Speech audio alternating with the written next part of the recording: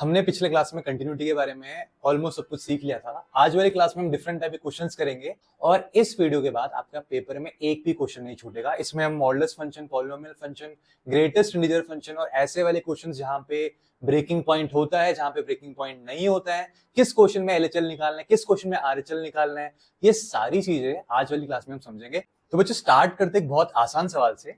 Show that the function f given by f of x is equal to x cube plus 3, ये एक polynomial function है, if x not equal to 0। इसका मतलब ये हुआ कि अगर मैं इनपुट को डालूं, जीरो को छोड़कर कोई भी इनपुट को डालूं, तो उसके लिए जो मैं फंक्शन यूज करूंगा वो x cube plus 3 होगा। और अगर जब मेरा इनपुट 0 होगा तो उसके लिए ये कांस्टेंट फंक्शन ये 1 यूज होगा, राइट। तो मेरे को ये शो करना है यहाँ पे कि ये 0 पे कंटिन्यूअस नहीं है। तो आप देखो यहाँ पे जीरो ब्रेकिंग पॉइंट है, मतलब जीरो के अराउंड दो फंक्शंस काम कर रहे हैं जीरो पे, एक जब जीरो नहीं होता है, एक जब जीरो होता है।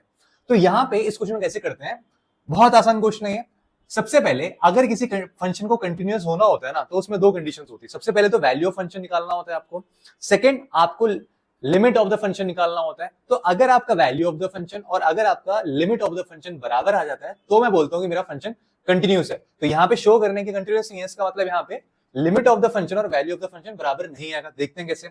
अगर मैं बात करूं वैल्यू ऑफ द फंक्शन की, वैल्यू ऑफ द फंक्शन की बात करूं मैं, तो वैल्यू ऑफ द फंक्शन क्या होता है, जब आप value of the function at x is equal to zero, zero की बात कर रहे हैं ना, हमें इस पॉइंट पे निकालना है ना। तो अगर मैं फंक्शन के अंदर जीरो इनपुट डालता हूं तो उसके लिए मुझे आउटपुट क्या मिलेगा, यहां पे लिखा भी हुआ है, अगर आप एक्स को जीरो लेते हो तो आउटपुट आपको 1 मिलेगा, ठीक है। अब मैं निकालूंगा limit of the function, limit of the function at x is equal to 0। तो यहां पे x equal to 0 पे लिमिट कैसे काम करेगा, आप देखो यहां पे अगर मैं लिमिट निकालूं, limit x tends to 0 f of x की बात करनी है हमें, कि मैं 0 पे हूं नहीं, मैं 0 की तरफ चल के जा रहा हूं। अब चाहे वो लेफ्ट हैंड साइड से हो चाहे वो राइट हैंड साइड से हो, मैं 0 पे हूं नहीं। अगर मैं लेफ्ट हैंड साइड से भी आऊं और राइट हैंड साइड से भी हूं और मैं 0 पे नहीं हूं, तो ऑब्वियसली बात है ना, यही वाला फंक्शन यूज होगा, क्योंकि मैं 0 पे नहीं हूं, मैं 0 के जस्ट पीछे या 0 के जस्ट आगे हूं मैं यहाँ पे। तो दोनों कंडीशन के लिए एलएचएल निकालोगे या आरएचएल निकालोगे, फंक्शन सेम ही यूज होता है। इसलिए हम ऐसे क्वेश्चन में एलएचएल आरएचएल दोनों निकालते हैं, एक कॉमन लिमिट निकाल देते हैं यहाँ पे, राइट। तो यहाँ पे limit x tends to 0 f of x is equal to limit x tends to 0, कौन सा फंक्शन यूज हो रहा है यहाँ पे मेरा, ये वाला एक्स टेंड्स टू 0 का मतलब है x is tending towards 0, it is not 0, it is not equal to 0, it is going towards 0। तो यहां पे फंक्शन यूज हुआ x क्यूब प्लस 3। अब इसकी वैल्यू हो जाएगी 0 का क्यूब प्लस 3 जो कि 3 होता है। तो आप खुद देख सकते हो यहां पे जो मेरा वैल्यू ऑफ द फंक्शन आया वो 1 के बराबर आया और जो लिमिट ऑफ द फंक्शन आया वो 3 के बराबर आया। तो मैं यहां पे बोल सकता हूं कि f of 0 is not equal to limit x tends to 0 f of x, hence the function is not continuous। यहां पे एक क्वेश्चन है, आप समझे, prove that the constant function on real numbers given by f of x is equal to k is continuous at every real number। Real number क्या होता है, जितने भी नंबर आपने आज तक पढ़े ना, कॉम्प्लेक्स नंबर को छोड़ के सब कुछ रियल नंबर होता है, जिसमें डेसिमल, इंटीजर्स, फ्रैक्शंस, रूट वाले, पाई, सब कुछ आता है। तो यहाँ पे मैं इस फंक्शन के अंदर जो मर्जी इनपुट डालू, मेरा आंसर हमेशा एक कांस्टेंट आना चाहिए। तो मैं बोल सकता हूं कि मेरा फंक्शन डिफाइंड है at every real numbers, right. तो मैं मान लेता हूं late C be a real number, let C be a real number representing all the real numbers। यानी कि मैंने उन सारे रियल नंबर्स को ना रिप्रेजेंट करते हुए एक C को मान लिया है। तो यहाँ पे let C be a real number, तो हुआ क्या यहाँ पे, अगर मैं इसके अराउंड मुझे दो चीजें निकालनी, कंटिन्यूअसली प्रूव करनी है, तो वैल्यू ऑफ द फंक्शन और limit of the function. Value of the function का मतलब ये है कि अगर मैं इस फंक्शन के अंदर इस रियल नंबर को इनपुट डालूं तो क्या मेरा आउटपुट क्या आएगा, के आएगा, बिल्कुल, क्योंकि वो कांस्टेंट है। मैं जो मर्जी इनपुट डालूंगा आउटपुट मेरा के आएगा। ये तो बात हुई वैल्यू ऑफ द फंक्शन की, ये क्या है, value of the function, right. अब बात करते हैं लिमिट ऑफ द फंक्शन की, limit of the function at C. अगर मैं सी की तरफ जाऊं, अगर मैं अपने इनपुट से, मैं सी से जस्ट पीछे, जस्ट आगे हूं, सी पे हूं नहीं, मैं सी से जस्ट पीछे या जस्ट आगे। मैंने उस दिन पिछले क्लास में भी बताया था कि हमेशा हम जो कैलकुलस पढ़ते हैं वो इनफिनिटेसिमल स्मॉल वैल्यूज के लिए पढ़ते हैं। तो जब मैं पीछे या आगे बोलूं ना, तो सी से बहुत ज्यादा दूर नहीं, सी से 0.0001 दूर या सी से 0.001 आगे, इतना गैप होना चाहिए बस। तो इनके लिए जो मेरा एफ ऑफ एक्स होगा, आप क्या होगा, आप खुद बताओ कि इन सब के लिए मेरा आउटपुट क्या आने वाला है। मैं चाहे जो मर्जी डालू, मेरा आउटपुट तो यही आएगा ना। यहाँ पे मेरा जो फंक्शन यूज होगा ये वाला फंक्शन यूज होगा, तो मैं बोलूंगा लिमिट एक्स टेंड्स टू सी के, और ये मेरा आंसर आ जाएगा के। तो आप खुद देखो कि मेरा वैल्यू ऑफ द फंक्शन और मेरा limit of the function in दोनों केसेस में सेम है। तो मैं बोलूंगा कि यहाँ पे f of c is equal to limit x tends to c f of x. तो मैं ये बोल दूंगा कि ये भाई ये फंक्शन कंटिन्यूअस है। तो इसका मतलब एक कांस्टेंट फंक्शन हमेशा कंटिन्यूअस होता है। इसको याद रखना, क्योंकि आगे आने वाले क्वेश्चन में ना ऐसे कुछ फैक्ट्स काम आने वाले हैं। जैसे हमने पिछले क्लास में पढ़ा था कि मॉडुलस फंक्शन भी कंटिन्यूअस होते हैं, तो आज हमने ये भी पढ़ा कि कांस्टेंट फंक्शन भी कंटिन्यूअस होता है। चलो एक और सवाल देखते हैं, इसकी कंटिन्यूटी के बारे में बताना है हमें कि क्या ये फंक्शन कंटिन्यूअस होगा या नहीं होगा। आप देखो, मैं इसमें जो रियल नंबर्स चाहे वो डाल सकता हूं। तो function is defined at all real numbers except one. कौन सा? जीरो नहीं डाल सकता मैं, क्योंकि अगर मैं जीरो डाल दूंगा तो 1/0 is not defined in mathematics. तो यहां पे मैं जीरो को छोड़ के कोई भी रियल नंबर इसके इनपुट के तौर पे डाल सकता हूं, और इन सारे रियल नंबर्स को रिप्रेजेंट करते हुए मैं एक रियल नंबर सी को मान लेता हूं अपना क्वेश्चन सॉल्व करने के लिए। So let c be a real number, let c be a real number in the domain of f. In the domain मतलब आप उनमें, इस फंक्शन के अंदर आप जो इनपुट्स डाल रहे हो ना, उनके सेट को हम डोमेन कहते हैं। तो c be a real number in the domain of f, in the domain of f. अब मैंने जैसे पहले बताया वैल्यू ऑफ द फंक्शन निकालेंगे, तो वैल्यू ऑफ द फंक्शन क्या आएगा? आप बोलोगे sir value of the function जो होगा हमारा वो बराबर होगा f of c is equal to 1/c। ये मेरा वैल्यू ऑफ द फंक्शन आ गया। अब बात करते हैं लिमिट ऑफ द फंक्शन की। लिमिट ऑफ द फंक्शन हो जाएगा मेरा, limit of the function, limit of the function का मतलब क्या है कि मैं सी पे हूं नहीं, मैं सी की तरफ जा रहा हूं, चाहे लेफ्ट साइड से जाऊं चाहे राइट साइड से सी की तरफ आऊं, तो उसको मैं लिमिट बोलूंगा। तो limit x tends to c f of x is equal to, यहां पे कंडीशन ये है कि नीचे जीरो नहीं आना चाहिए, तो यहां पे limit x tends to c, x tends to c f of x कितना है हमारा 1/x है, इज इक्वल टू 1/c। इसका मतलब एक्चुअली में पता क्या, इसका मतलब ये है कि जैसे मान लो आपने यहां पे लिखा 2 लिखा, आपने 2 को इनपुट डाला, तो इसका आंसर आया 1/2। आपने बोला कि मैं limit x tends to 2 f of x निकालना चाहता हूं, तो आपका आंसर पता है क्या आना चाहिए? आपका आंसर अप्रोक्सीमेटली, मतलब आप 2 पे हो नहीं, इसका मतलब आप 2 पे नहीं हो, इसका मतलब ये होता है कि आप 1.99999 इस पे हो आप अभी। इसका मतलब ये होता है आप 2 की तरफ पहुंचे नहीं हो, 2 से जस्ट पीछे, जस्ट इन्फिनिटेसिमल गैप पीछे हो आप उससे। तो यहां पे जो इसकी वैल्यू आएगी ना, जैसे 0.5 है, तो इसकी भी वैल्यू अप्रोक्सीमेटली 0.5 आएगा। लिमिट का मतलब ही होता है प्रिडिक्ट करना उस पॉइंट पे क्या वैल्यू आ सकती है। तो मैं ये बोल सकता हूं यहाँ पे कि मेरा, क्योंकि वैल्यू ऑफ द फंक्शन और लिमिट ऑफ द फंक्शन दोनों सेम है, तो मैं बोलूंगा कि ये हमारा फंक्शन कंटिन्यूअस होगा। तो दोस्तों ये जो क्वेश्चन है ना, ये बहुत इंपॉर्टेंट क्वेश्चन है। बहुत इंपॉर्टेंट इसलिए कह रहा हूं, अगर आपको एक्सरसाइज 5.1 यानी कि आपका कंटिन्यूटी से रिलेटेड जितने भी क्वेश्चन है आपको अच्छे से समझना है ना, तो आपको ये क्वेश्चन समझना पड़ेगा। अगर आप ये क्वेश्चन अच्छे से समझ गए, बाकी क्वेश्चन भी आप सिंपली कर लोगे। तो समझते हैं इस क्वेश्चन को कि discuss the continuity of the function f defined by f of x is equal to. अब यहां पे 2 फंक्शंस है मेरे, अलग अलग इनपुट के लिए अलग अलग फंक्शन है। अगर मैं इनपुट के तौर पे 1 या 1 से कोई भी छोटा नंबर डालता हूं, कोई रियल नंबर डालता हूं, तो उसके लिए जो मेरा फंक्शन यूज होने वाला है वो है x+2। और अगर मैं 1 से बड़ा कोई रियल नंबर डालता हूं, तो उसके लिए जो मेरा फंक्शन यूज होने वाला है वो है x-2, राइट। तो यहां पे सबसे पहले 3 चीजों के बारे में बात करनी है हमें। एक है हमारा x<1, जब मैं इनपुट को 1 से छोटा रखूंगा। दूसरा, जब मैं इनपुट को 1 के बराबर रखूंगा। तीसरा, जब मैं इनपुट को 1 से बड़ा रखूंगा। 3 कंडीशंस है यहाँ पे। तो 3 कंडीशंस के बारे में हम यहाँ पे बात करेंगे, जब 1 से छोटा, जब 1 के बराबर और जब 1 से बड़ा, राइट। और आपको यहाँ पे पता भी चल गया होगा, जब x 1 से छोटा होगा तो फंक्शन कौन सा यूज होगा? एफ ऑफ एक्स यूज होगा, x+2 वाला। यहाँ पे कौन सा यूज होगा? x+2 वाला, क्योंकि देखो यहाँ पे लिखा हुआ पहला वाला ही। और जब x 1 से बड़ा होगा तो मेरा फंक्शन कौन सा यूज होगा? x-2 वाला। अब बहुत ध्यान से समझना। अच्छा, इसकी बात करते हैं। x<1 मतलब आप जो भी इनपुट डाल रहे हो ना, आपको 1 से छोटे ही डालने, आपको 1 पे भी नहीं पहुंचना। 1 तो क्रॉस करना दूर की बात है, 1 पे भी नहीं पहुंचना, आपको 0.99999 पे रुक जाना है। तो यहां पे आपका जो मैक्सिमम, देखो जैसे आप ये 1 है, तो मुझे यहां से चल के आना है, यहां से चल के आना है, यहां से चल के आना है, मैं 1 पे नहीं पहुंचूंगा, 1 तक जाऊंगा। तो आप खुद सोच के देखो यहाँ पे कि मैं यहाँ पे कौन सा लिमिट निकालूंगा। मैं यहाँ पे LHL निकालूंगा या RHL निकालूंगा, ये मैंने आपको पिछले क्लास में भी समझाया था बहुत अच्छे से। तो यहाँ पे क्योंकि 1 मेरा एक्सट्रीम राइट पॉइंट है, एक्सट्रीम राइट पॉइंट, इसके आगे और कोई इनपुट है ही नहीं, इसके आगे इस फंक्शन के लिए मैं कोई इनपुट डाल ही नहीं सकता। उन्होंने खुद बोला ये सारा जो फंक्शन है ये 1 से छोटे इनपुट के लिए है, तो मैं 1 या 1 से बड़े इनपुट कैसे डाल सकता हूं? तो ये मेरे एकदम एक्सट्रीम राइट पॉइंट हो जाएगा। तो मैं हमेशा एक्सट्रीम राइट पॉइंट को लेफ्ट से ही तो अप्रोच करूंगा। अगर मैं एक्सट्रीम राइट पॉइंट को लेफ्ट से अप्रोच करूंगा तो इसमें सिर्फ मुझे LHL निकालना है। क्या निकालना है? LHL निकालना है। LHL निकालना है। तो मैं क्या कहता हूं, यहां पे एक पॉइंट ले लेते हैं, late C be a real number less than 1 in the domain of f। थोड़ा ऐसे सेंटेंस वेंटेंस में लिख दोगे, डोमेन वोमेन लिख दोगे, मैम को अच्छा लगेगा, मार्क्स मिल जाएंगे आपके। डोमेन का मतलब और कुछ नहीं होता, जो भी आप इनपुट डाल सकते हो ना फंक्शन के अंदर, उन इनपुट के सेट को ही हम डोमेन बोलते हैं, इन द डोमेन ऑफ f। तो मतलब कि जो मेरा फंक्शन है ये वाला, इस फंक्शन के अंदर मैं जितने भी इनपुट डाल सकता हूं ना, उसके डोमेन में एक C नाम का रियल नंबर बैठा हुआ है, मान लो। अच्छा, अब मैंने क्या बोला?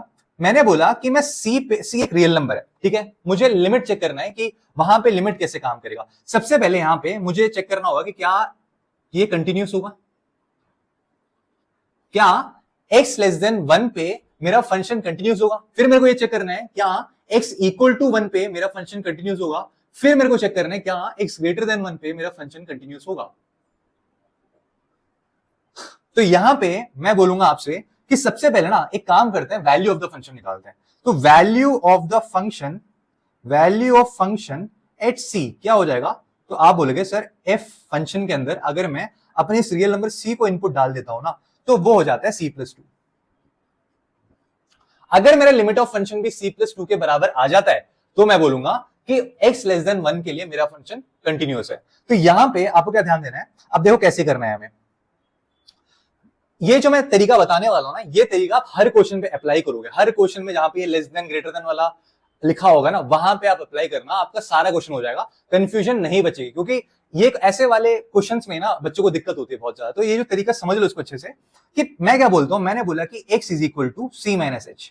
इसका मतलब क्या हुआ? लेट x is equal to C minus h।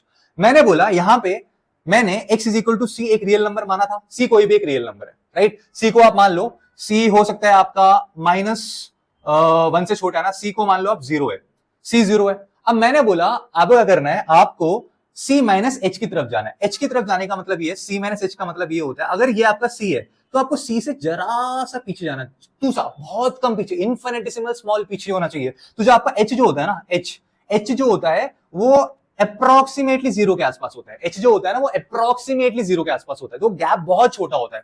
तो आपको C से जस्ट पीछे जाना है। आप यहां से C की तरफ अप्रोच करोगे। कहने का मतलब ये है, आपको LHL निकालना है ना, इसलिए मैंने C माइनस H लिखा है। अगर आपको RHL निकालना होता तो मैं राइट साइड से अप्रोच करता, C से बड़ा नंबर चाहिए तो मैं C प्लस H लिखता। तो यहां पे जो C से मैं जरा से पीछे गया। अब यहां पे क्या होता है, लिमिट ऐसे होना चाहिए था। अगर मैं HH नहीं लिखता तो मेरे को ऐसे करना चाहिए था, लेकिन क्योंकि मैं यहाँ पे C को बदलने जा रहा हूं, C माइनस H लिखने जा रहा हूं, तो यहां पे मेरा लिमिट भी बदल जाएगा। कैसे बदलेगा? देखो x टेंड्स टू C है ना, तो अगर मैं x के जगह पे C माइनस H लिख दूंगा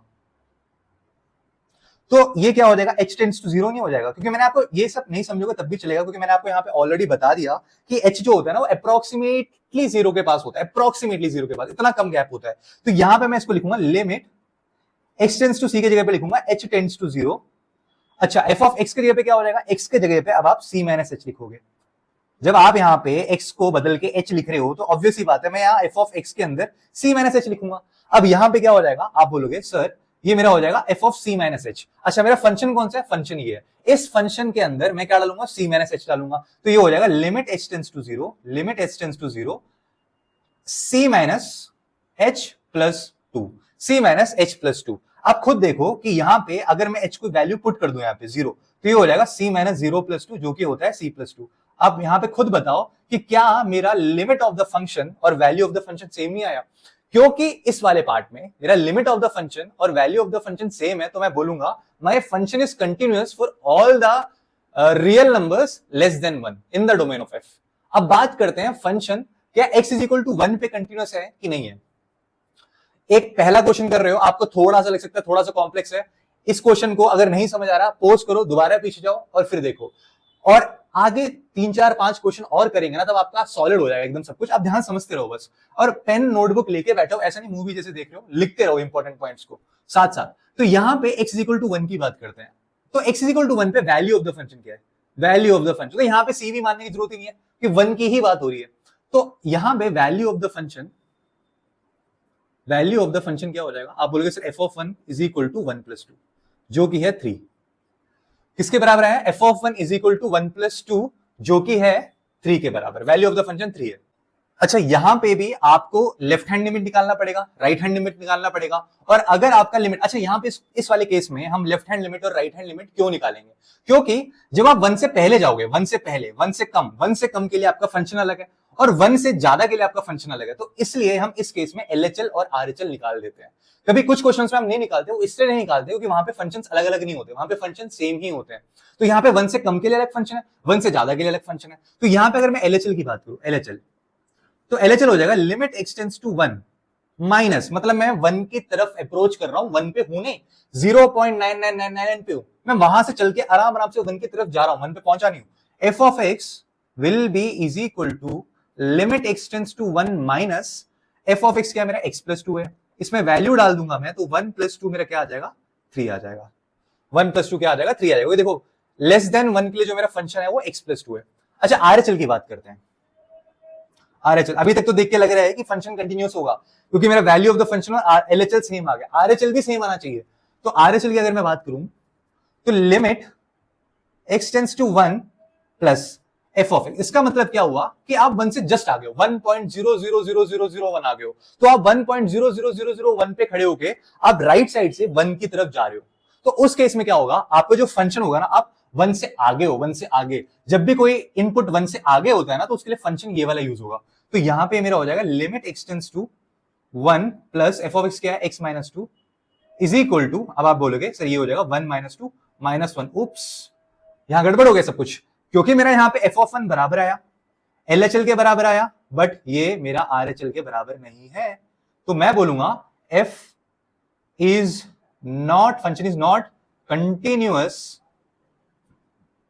eight x is equal to 1। I hope आपको इतना समझ आ गया होगा।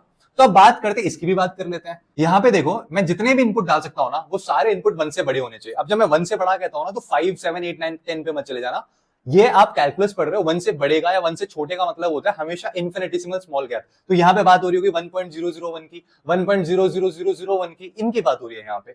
तो यहाँ पे 1 से बड़े नंबर के लिए ये है मेरा फंक्शन। तो आप यहाँ पे देखो, सबसे पहले हमें क्या करना पड़ेगा, हमें वैल्यू, सबसे पहले हम मानेंगे let C be a real number greater than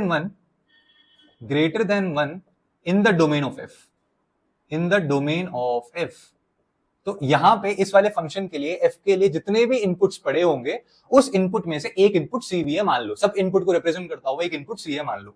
अब मैंने क्या बोला, यहां पे इसकी वैल्यू ऑफ फंक्शन निकालनी पड़ेगी हमें। तो value of function at x is equal to c, value of function at x is equal to c क्या होगा, तो आप बोलोगे सर वैल्यू ऑफ फंक्शन हो जाएगा f ऑफ c बराबर c - 2। ये मेरा वैल्यू ऑफ फंक्शन आया है। लेकिन अब लिमिट ऑफ द फंक्शन कैसे निकालेंगे, लिमिट ऑफ द फंक्शन हम निकालेंगे, लिमिट ऑफ द फंक्शन निकालना है अब हमें। लिमिट ऑफ द फंक्शन निकालने के लिए वही तरीका जो हमने यहां पे अप्लाई करा था। इसको ध्यान से समझना, आप अगर ये समझ गए हो तो ये भी समझ जाओगे, अगर आप ये नहीं समझे हो तो इसको ध्यान सुनना, ये पक्का पक्का अच्छे से समझ आ जाएगा आपको। Limit of the function at x is equal to c। अब इसकी बात करते हैं। अच्छा बच्चों यहां पे सुनो कि ये जो 1 है, ये 1 मेरा एकदम लेफ्ट एक्सट्रीम वाला पॉइंट है, लेफ्ट एक्सट्रीम वाला पॉइंट है ना, मैं और लेफ्ट को नहीं जा सकता, एकदम यहाँ पे एकदम लेफ्ट साइड पे, यहां से अगर मैं अप्रोच करूँ ना 1 से ज्यादा वाले, क्योंकि जितने भी मैं इनपुट्स ले रहा हूं वो सारे 1 से बड़े होंगे, तो वो सारे इनपुट से अगर मैं अप्रोच करूंगा 1 की तरफ तो मैं 1 तक भी नहीं पहुंच पाऊंगा, उससे पहले रुकना पड़ेगा मेरे को। तो ये मेरा एकदम लेफ्ट एक्सट्रीम पॉइंट है, तो मैं राइट से चलते हुए आ रहा हूं, तो इसलिए मैं यहाँ पे क्या निकालूंगा, राइट हैंड लिमिट निकालूंगा। क्या निकालूंगा, राइट हैंड लिमिट निकालूंगा। अच्छा बच्चों यहाँ पे लेफ्ट हैंड लिमिट था ना, तो इस c के ऊपर एक माइनस साइन लगा देना, मैं भूल गया था, तो यहाँ पे एक माइनस साइन लगाना इनके ऊपर, राइट। तो यहां पे मैं राइट हैंड लिमिट निकालने वाला हूं। अब देखने यहां पे क्या होने वाला है कि मैं मान लेता हूं कि जो मेरा इनपुट है वो c के बराबर है, मेरे को c पे निकालना है। मैं c से जस्ट थोड़ा सा आगे चले जाता हूं और फिर वहां से c की तरफ चल के आऊंगा। मैं c से थोड़ा सा आगे चले जाता हूं, थोड़ा सा आगे मतलब h की तरफ, और h जो होता है ना वो अप्रोक्सीमेटली 0 के बराबर होता है, मतलब ये बहुत कम आगे गया हूं, 0.0001 डिस्टेंस आगे गया हूं मैं। तो मैं x c से थोड़ा सा आगे ले गया, अब मैं वहां से c की तरफ वापस आऊंगा। तो मैंने बोला ये मेरा c है तो मैं यहां आ गया, अगर ये मेरा c है तो मैं c से यहां आ गया, c प्लस h पे। अब मैं यहां से c की तरफ जाऊंगा चल के। तो यहां पे होने क्या वाला है, अगर मैं लिखूंगा limit x tends to c f of x. पहले तो हम सी की बात कर रहे थे ना, तो इसलिए limit x tends to c f of x लिखना पड़ा हमें। लेकिन मैंने बोला कि अब हम सी की बात नहीं कर रहे, हम सी से थोड़ा सा आगे जाके वहां से सी को अप्रोच करेंगे तो लिमिट चेंज हो जाएगी, limit h tends to zero हो जाएगा। वो मैंने आपको यहां समझा दिया क्यों एच टेंड्स टू जीरो हो जाएगा, क्योंकि यहां पे जैसे ही आप रखोगे एक्स, क्या रखोगे, एक्स को जगह पे सी प्लस एच रखोगे, सी कट गया और एच टेंड्स टू जीरो हो गया, और एच की वैल्यू अप्रोक्सीमेटली वैसे भी जीरो के बराबर है, तो जीरो गैप है। तो यहां पे limit h tends to zero f of x, x नहीं होगा, एक्स की जगह क्या होगा, सी प्लस एच, क्योंकि आपने यहाँ पे वेरिएबल बदल दिया, तो एक्स की जगह पे सी प्लस एच। ये किसके बराबर आएगा, ये बराबर आएगा limit h tends to zero, ये सी प्लस था क्योंकि आप राइट साइड से अप्रोच करो, limit h tends to zero c plus h अगर आप डालोगे इस फंक्शन के अंदर, देखो फंक्शन ये वाला यूज होगा, तो ये हमारा हो जाएगा c plus h minus two is equal to, h की वैल्यू जीरो डाल दोगे तो ये सी माइनस टू हो जाएगा। तो आप देखो यहां पे कि इसके लिए वैल्यू ऑफ द फंक्शन और मेरा limit of the function same आया है, तो मैं यहां बोलूंगा वैल्यू ऑफ द फंक्शन बराबर है मेरा लिमिट ऑफ द फंक्शन के। तो मैं बोलूंगा मेरा फंक्शन कंटिन्यूअस है for x less than one, for x greater than one, but it is not continuous at x is equal to one. I hope कि आपको ये क्वेश्चन बहुत अच्छे से समझ आ गया होगा। नहीं समझ आया दोबारा पीछे जाओ, दोबारा देखो, अच्छे से समझ आ जाए। बच्चों अगर आपको पिछला क्वेश्चन समझ आया ना, तो आप सबके लिए एक होमवर्क है, होमवर्क ये है कि इस क्वेश्चन को सॉल्व कर दो, बस ज्यादा बड़ा क्वेश्चन नहीं है ये, जैसे हमने पिछला वाला क्वेश्चन किया था एग्जैक्टली वैसे ही ये क्वेश्चन। यहां पे एक बार मैं आपको बता देता हूं कि यहाँ पे ये हमारा फंक्शन है, आपको पॉइंट्स ऑफ डिसकंटिन्यूटी ढूंढना है। देखो पॉइंट्स ऑफ डिसकंटिन्यूटी का मतलब ये होता है फंक्शन किस पॉइंट पे डिसकंटिन्यूअस होगा। ऑब्वियसली बात है, होगा तो वन के आसपास ही होगा, या तो लेस देन वन पे होगा, या इक्वल टू वन पे होगा, या ग्रेटर देन वन पे होगा। तो यहाँ पे आपको क्या करना है, आपको बस जैसे मैंने पहले बताया था, ये एक्सट्रीम आप इसको लेफ्ट साइड से अप्रोच कर सकते हो, एक्सट्रीम राइट पॉइंट है तो यहाँ पे एलएचएल निकालोगे, वैल्यू ऑफ द फंक्शन निकालोगे, कंटिन्यूअस आ गया तो मतलब पॉइंट ऑफ डिसकंटिन्यूटी नहीं है इसके अंदर। फिर यहाँ पे इक्वल टू वन पे आपको दोनों निकालना पड़ेगा, क्योंकि आप वन को लेफ्ट से भी अप्रोच करोगे, राइट से भी अप्रोच करोगे। अब लेफ्ट से अप्रोच करोगे तो ये वाला फंक्शन यूज करोगे, राइट से अप्रोच करोगे तो ये वाला फंक्शन यूज करोगे। इसलिए यहाँ पे हमें आरएचएल और एलएचएल दोनों निकालना पड़ेगा, ये दोनों वैल्यू ऑफ द फंक्शन के बराबर होना चाहिए। यहाँ पे सिर्फ हमें एलएचएल निकालना था। अब ये वन से बड़े के लिए, मतलब वन से आप आगे जाते हो और वहां से आप वन की तरफ आते हो, तो यहाँ पे आप आरएचएल निकालोगे, आरएचएल और वैल्यू ऑफ द फंक्शन, यहाँ पे वैल्यू ऑफ द फंक्शन। तो यहाँ पे जहां पे भी ये नॉट इक्वल टू हो गया ना, वही आपका पॉइंट ऑफ डिसकंटिन्यूटी है। तो आई होप कि आप सब ये क्वेश्चन करोगे, कमेंट सेक्शन में आप लोग कमेंट भी करोगे कि आपका ये क्वेश्चन हुआ कि नहीं हुआ। बढ़ते हैं अगले सवाल की तरफ। दोस्तों ये बहुत अच्छा क्वेश्चन है और इसके बहुत ज्यादा चांसेस आपके पेपर में आने के लिए। अगर आपका पेपर स्कूल वाले टफ बनाएंगे ना, तो ये क्वेश्चन और इसके आगे वाला एक और क्वेश्चन जो मैं समझाने वाला हूँ वो जरूर पूछेंगे। तो ध्यान से देखना, मतलब इससे पहले वाले क्वेश्चन में जो हमने कंसेप्ट सीखा था ना, उसका यूज करके हम ये क्वेश्चन सॉल्व करेंगे। सबसे पहले तो हमें ये समझना है कि ग्रेटेस्ट इंटीजर फंक्शन होता क्या है। इसका मतलब देखना कि ग्रेटेस्ट इंटीजर फंक्शन ये होता है f of x is equal to square bracket के अंदर एक्स। इसका मतलब क्या है, इसका मतलब ये है कि आप ऑब्वियस ही बात है इसके अंदर इंटीजर डालते हो तो आउटपुट में वही इंटीजर आएगा। लेकिन अगर आपने मानो इसके अंदर डाला 2.8, फंक्शन के अंदर आपने डाला 2.8, तो इसका मतलब आउटपुट क्या आएगा। इसका मतलब ये है ग्रेटेस्ट इंटीजर लेस देन और इक्वल टू एक्स। अब मेरे एक्स ये है, मेरा ग्रेटेस्ट इंटीजर लेस देन और इक्वल टू एक्स, मतलब एक्स से छोटा, इस 2.8 से छोटा सबसे बड़ा इंटीजर कौन सा होगा। 2.8 यहां पे आएगा, 2.8 से छोटा सबसे बड़ा इंटीजर 2 ही तो होगा, तो इसका आंसर 2 आएगा। अब जैसे मान लो आपने लिखा है यहां पे f ऑफ 3.1, तो अगर मैं 3.1 को इस ग्रेटेस्ट इंटीजर फंक्शन के अंदर इनपुट के तौर पे देता हूं, तो इसका मतलब ये होता है 3.1 से छोटा सबसे बड़ा इंटीजर। तो 3.1 मतलब यहां पे कहीं पे आएगा, 3.1 से छोटा सबसे बड़ा इंटीजर 3 तो होता है, 3.1 इंटीजर थोड़ा ना, 3.1 तो डेसिमल नंबर है। तो डेसिमल नंबर आप डालोगे तब भी आउटपुट में इंटीजर ही आएगा। कौन सा इंटीजर, उससे छोटा सबसे बड़ा इंटीजर। तो 3.1 से छोटा सबसे बड़ा इंटीजर 3 होता है, 3.1 से छोटा सबसे बड़ा इंटीजर आना चाहिए। तो यहाँ पे ग्रेटेस्ट इंटीजर लेस देन और इक्वल टू एक्स का मतलब यही होता है। अब क्वेश्चन को कैसे करेंगे, यहाँ पे देखो ग्राफ ऐसे बनता है। अब जैसे मान लो कि मैं 3 और 4 का दिखाता हूं आपको, कोई भी नंबर 3 और 4 के बीच के लिए हुआ तो क्या होगा। जैसे मान लो 3.1 का मैंने आपको एग्जांपल बताया अभी, तो 3 से जस्ट आगे वाले नंबरों के लिए मेरा आउटपुट क्या आएगा, 3 आएगा। तो आउटपुट मेरा क्या आएगा, 3 आएगा, ठीक है, 3 आएगा। 3 चाहे वो 3.1 हो, 3.2 हो, 3.3 हो, 3.4 हो, सबके लिए मेरा आउटपुट 3 आएगा, ठीक है। लेकिन 4 पे क्या हो जाएगा, 4 पे तो 4 ही आएगा। ये 4 पे नहीं काम करेगा, 4 पे नहीं काम करेगा। 3.9 के लिए थोड़ा ना 4 आएगा, 4 के लिए 4 ही आएगा।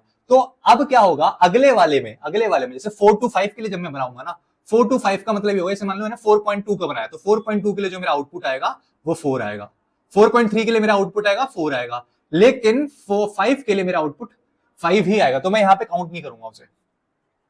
आई होप आपको ये बहुत अच्छी तरह से समझ आ गया होगा ग्राफ। अब हम क्वेश्चन को कैसे करेंगे उसे देखते हैं। तो यहाँ पे इस क्वेश्चन को ना दो तरीके से सॉल्व करते हैं। पहला तरीका ये होता है जहां पे हम मानते हैं कोई नंबर ले लेते हैं और उस नंबर को बोलते हैं कि वो इंटीजर नहीं है, वो डेसिमल नंबर है, जैसे 2.8, 2.9। एक वो कंडीशन है जहां पे हम बोलते हैं कि जो हमने नंबर माना है ना वो एक इंटीजर है। तो यहाँ पे दो कंडीशन है, when c is not equal to any integer, c कोई नंबर मान लिया जो कि इंटीजर नहीं है, यानी कि वो डेसिमल नंबर है, और दूसरा जब c एक इंटीजर होता है तब कैसे काम करेगा। चलो पहले c इक्वल टू इंटीजर की बात करते हैं। मान लेते हैं ना, जैसे मान लेते, समझाता हूं मैं आपको, c इक्वल टू 2, मतलब कि मैंने कोई आपको समझाता है 2 के अराउंड।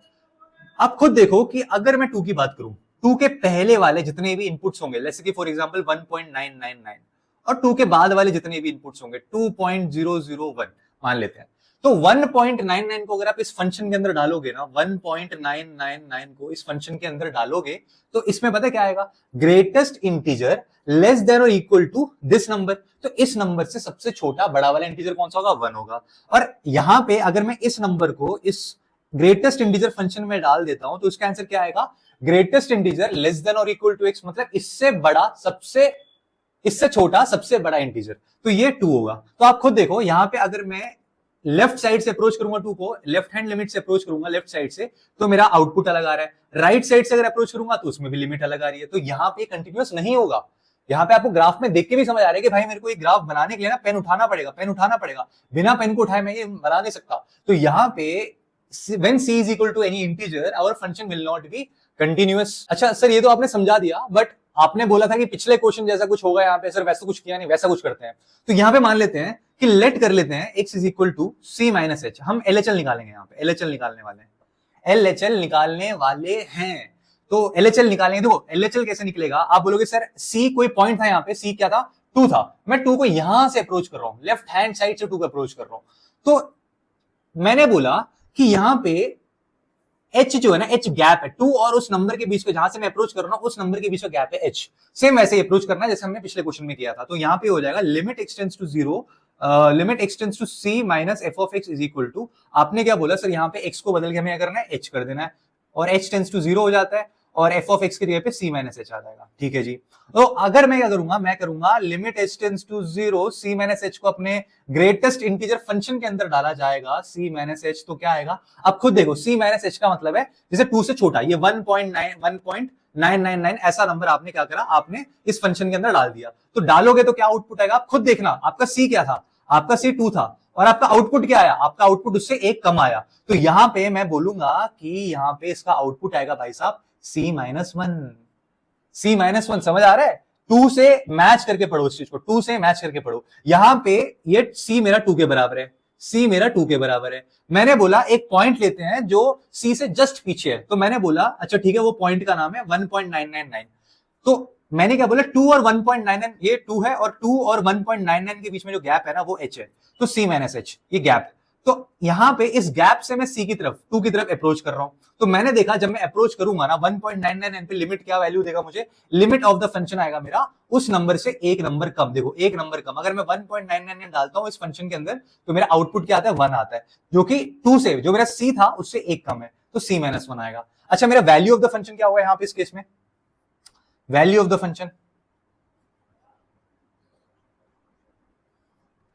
आपने बोला कि सर c एक इंटीजर है, आप किसी इंटीजर को f ऑफ c, आप किसी इंटीजर को इनपुट डालते हो तो आपका आउटपुट भी वो इंटीजर ही आता है ना। अगर आप इस फंक्शन में 3 डालोगे तो आउटपुट भी 3 ही आएगा, आप 4 डालोगे आउटपुट भी 4 आएगा। आपको खुद समझ आ रहा होगा अभी तक कि देखो वैल्यू ऑफ द फंक्शन कुछ और आया है, लिमिट ऑफ द फंक्शन कुछ आ रहा है। अब राइट हैंड लिमिट भी निकाल लेते हैं, मैं उसे क्यों छोड़ना। तो राइट हैंड लिमिट निकालने के लिए क्या करते हैं, जब मैं c बोलूं ना c, तो आप दिमाग में ना ये मान के चलो कि c मेरा 2 है, और जब मैं बोलूं ना c प्लस h, तो मान के चलो कि वो जो h है ना वो h गैप है, 2 और 2.001 के बीच का गैप। तो यहां पे let c be any real number, let c be any real number in the domain of f। Real number थोड़ा इंटीजर लेना है, c be any integer, c be any integer in the domain of f। ठीक है, तो मैंने क्या करा, मैंने सी से जस्ट आगे जाना है, थोड़ा सा आगे जाना है, जहां पे एच आपका अप्रोक्सीमेटली 0 के बराबर ही होता है। तो मैंने बोला कि इस केस में हम क्या करेंगे, लिमिट हम लिखते कैसे हैं, लिमिट एक्स टेंड्स टू सी, मैं सी की तरफ जा रहा हूं f of x from the right side, RHL निकालना, राइट साइड से मैं सी की तरफ जा रहा हूं।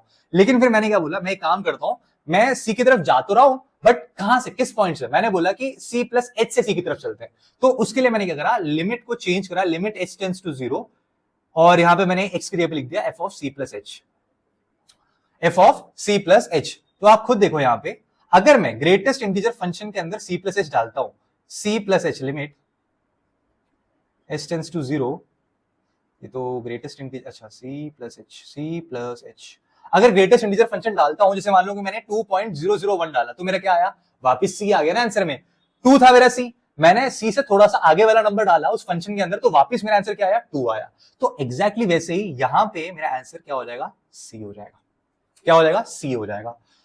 आप खुद देखना यहां पे कि मेरा LHL RHL value of the function same नहीं आ रहा, तो मैं यहां पे क्या बोलूंगा, मेरा फंक्शन कंटिन्यूअस नहीं है जब सी कोई इंटीजर है। तो जब भी मैं कोई इंटीजर इनपुट लूंगा, तो इंटीजर्स के लिए मेरा ग्रेटेस्ट इंटीजर फंक्शन कंटिन्यूअस नहीं होगा। मुझे यहां समझना, अब हम बात करेंगे, सी एक इंटीजर नहीं है, सी एक रियल नंबर है, यानी कि वो पॉइंट्स में हो सकता है, बिल्कुल पॉइंट्स में हो सकता है। तो c be a real number in the domain of f, let c be a real number in the domain of f।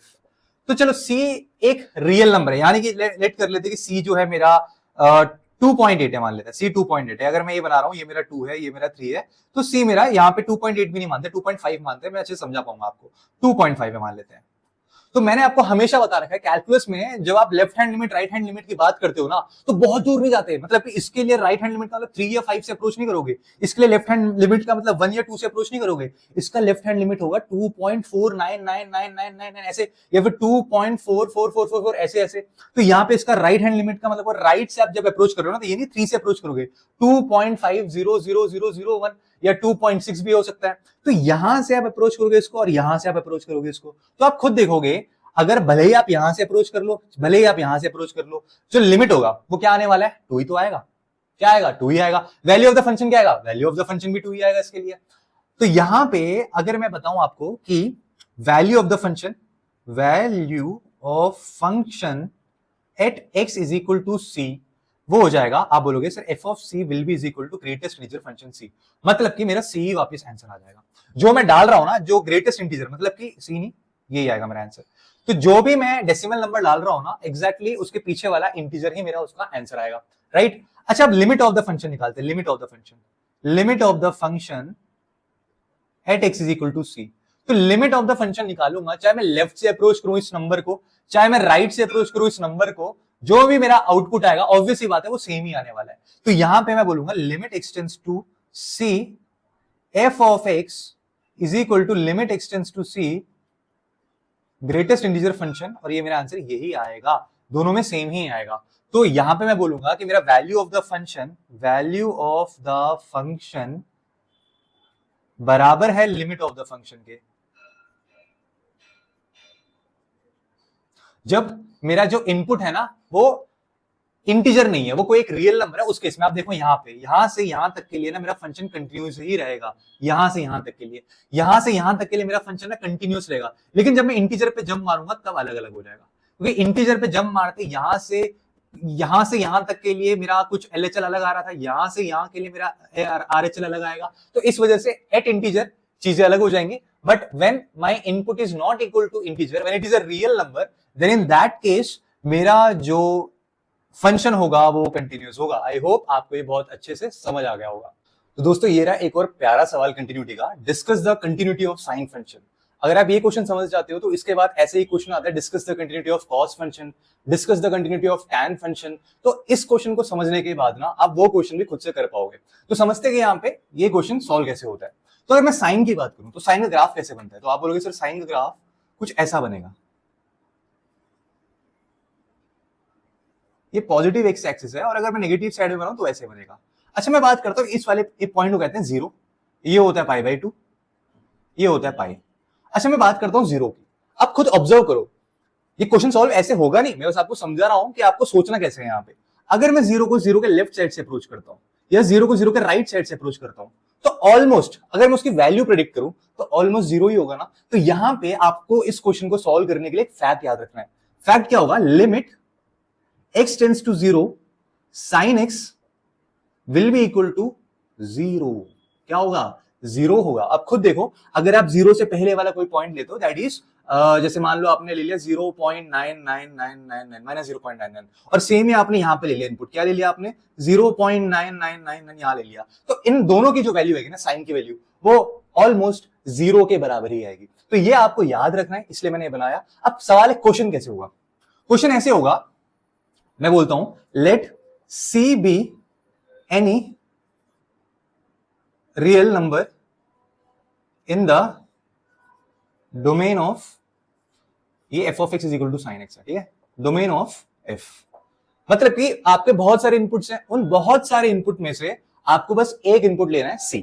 उन सारे इनपुट को रिप्रेजेंट करता हूं, आपने c ले लिया, मान लेते हैं, चलो जैसे कि कह लेते हैं लेट्स से कि c यहां पर है, ये रहा मेरा c।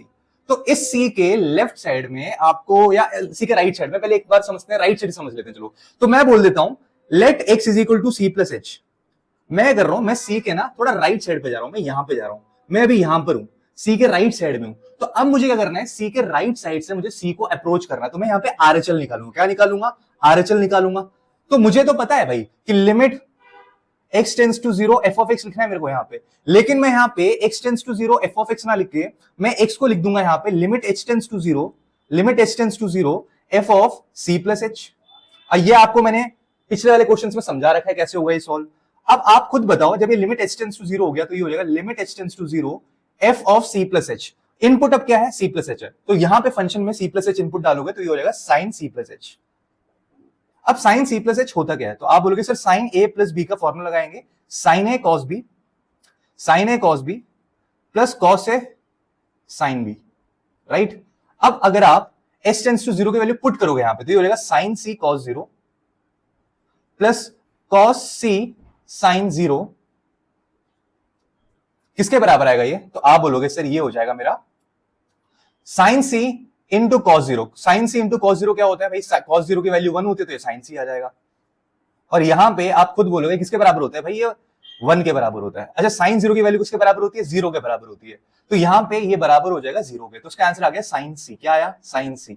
तो आप खुद देख सकते हो, अगर मैं इस फंक्शन में, ये तो मेरा लिमिट ऑफ द फंक्शन हो गया ना, ये एक तरह से मैंने RHL निकाला है। अगर आप यहाँ पे LHL निकालते ना तो c माइनस h हो जाता, sine of c minus h हो जाता, तो उसमें फिर आता sine c cos h minus cos c sine h। फिर वहां पे भी आप वैल्यू सब्स्टिट्यूट करते तो आपका आंसर एंड में साइन c ही आता। तो यहाँ पे RHL LHL ये हम क्या कर रहे थे, RHL कर रहे थे ना, ठीक है। तो अगर मैं बात करूं वैल्यू ऑफ द फंक्शन की, वैल्यू ऑफ द फंक्शन की, RHL और LHL सेम आएगा, आपको समझ आ गया। अब मैं बात करता हूं वैल्यू ऑफ द फंक्शन की। जो वैल्यू ऑफ द फंक्शन होगा वो कैसे निकलेगा, आपने बोला सर मैंने c माना था पॉइंट, c पॉइंट, इस इनपुट को अगर मैं डाल देता हूं फंक्शन में तो मेरा जो आंसर आता है, आउटपुट आता है, वो आता है साइन c। अब खुद देखो कि मेरा लिमिट और मेरा value of the function same आ रहा है, तो मैं बोल सकता हूं कि साइन फंक्शन कंटिन्यूअस होता है। और आपको ये फैक्ट याद करना है, आगे जितने भी क्वेश्चन आएंगे ना साइन वाले, आगे मैं बहुत सारे क्वेश्चंस कराऊंगा उनमें साइन वाले फंक्शंस आएंगे, तो आपको फैक्ट याद रखना है कि साइन फंक्शन, साइन का लिमिट कंटिन्यूअस होता है, साइन फंक्शन हमेशा कंटिन्यूअस होता है। आई होप अगर आपको ये समझ आ गया तो आप खुद से ही कॉस फंक्शन का करोगे, होमवर्क में कॉस फंक्शन का खुद से ट्राई करोगे कि आपको डिस्कस करना है कॉस फंक्शन का कंटिन्यूटी।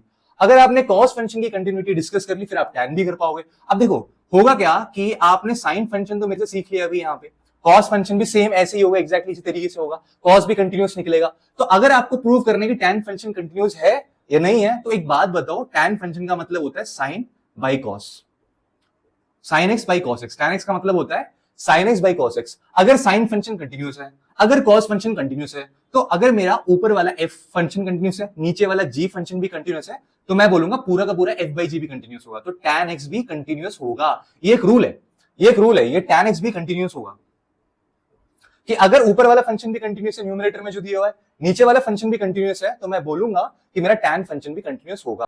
लेकिन यहां पे एक कंडीशन आपको याद रखना पड़ेगा कि x ना, x should not be is equal to 2n plus 1 pi by 2, which means कि x जो है वो odd multiple of pi by 2 नहीं होना चाहिए। खुद देखो आप, अगर मैं यहाँ पे odd multiple of pi by 2 रख देता हूँ, sign x by cos x, जब भी कॉस एक्स नीचे आए ना तो आपको ये लिखना होता है, क्योंकि कॉस एक्स नीचे आ जाए तो उसका मतलब मैथ्स में कभी भी नीचे जीरो नहीं आना चाहिए।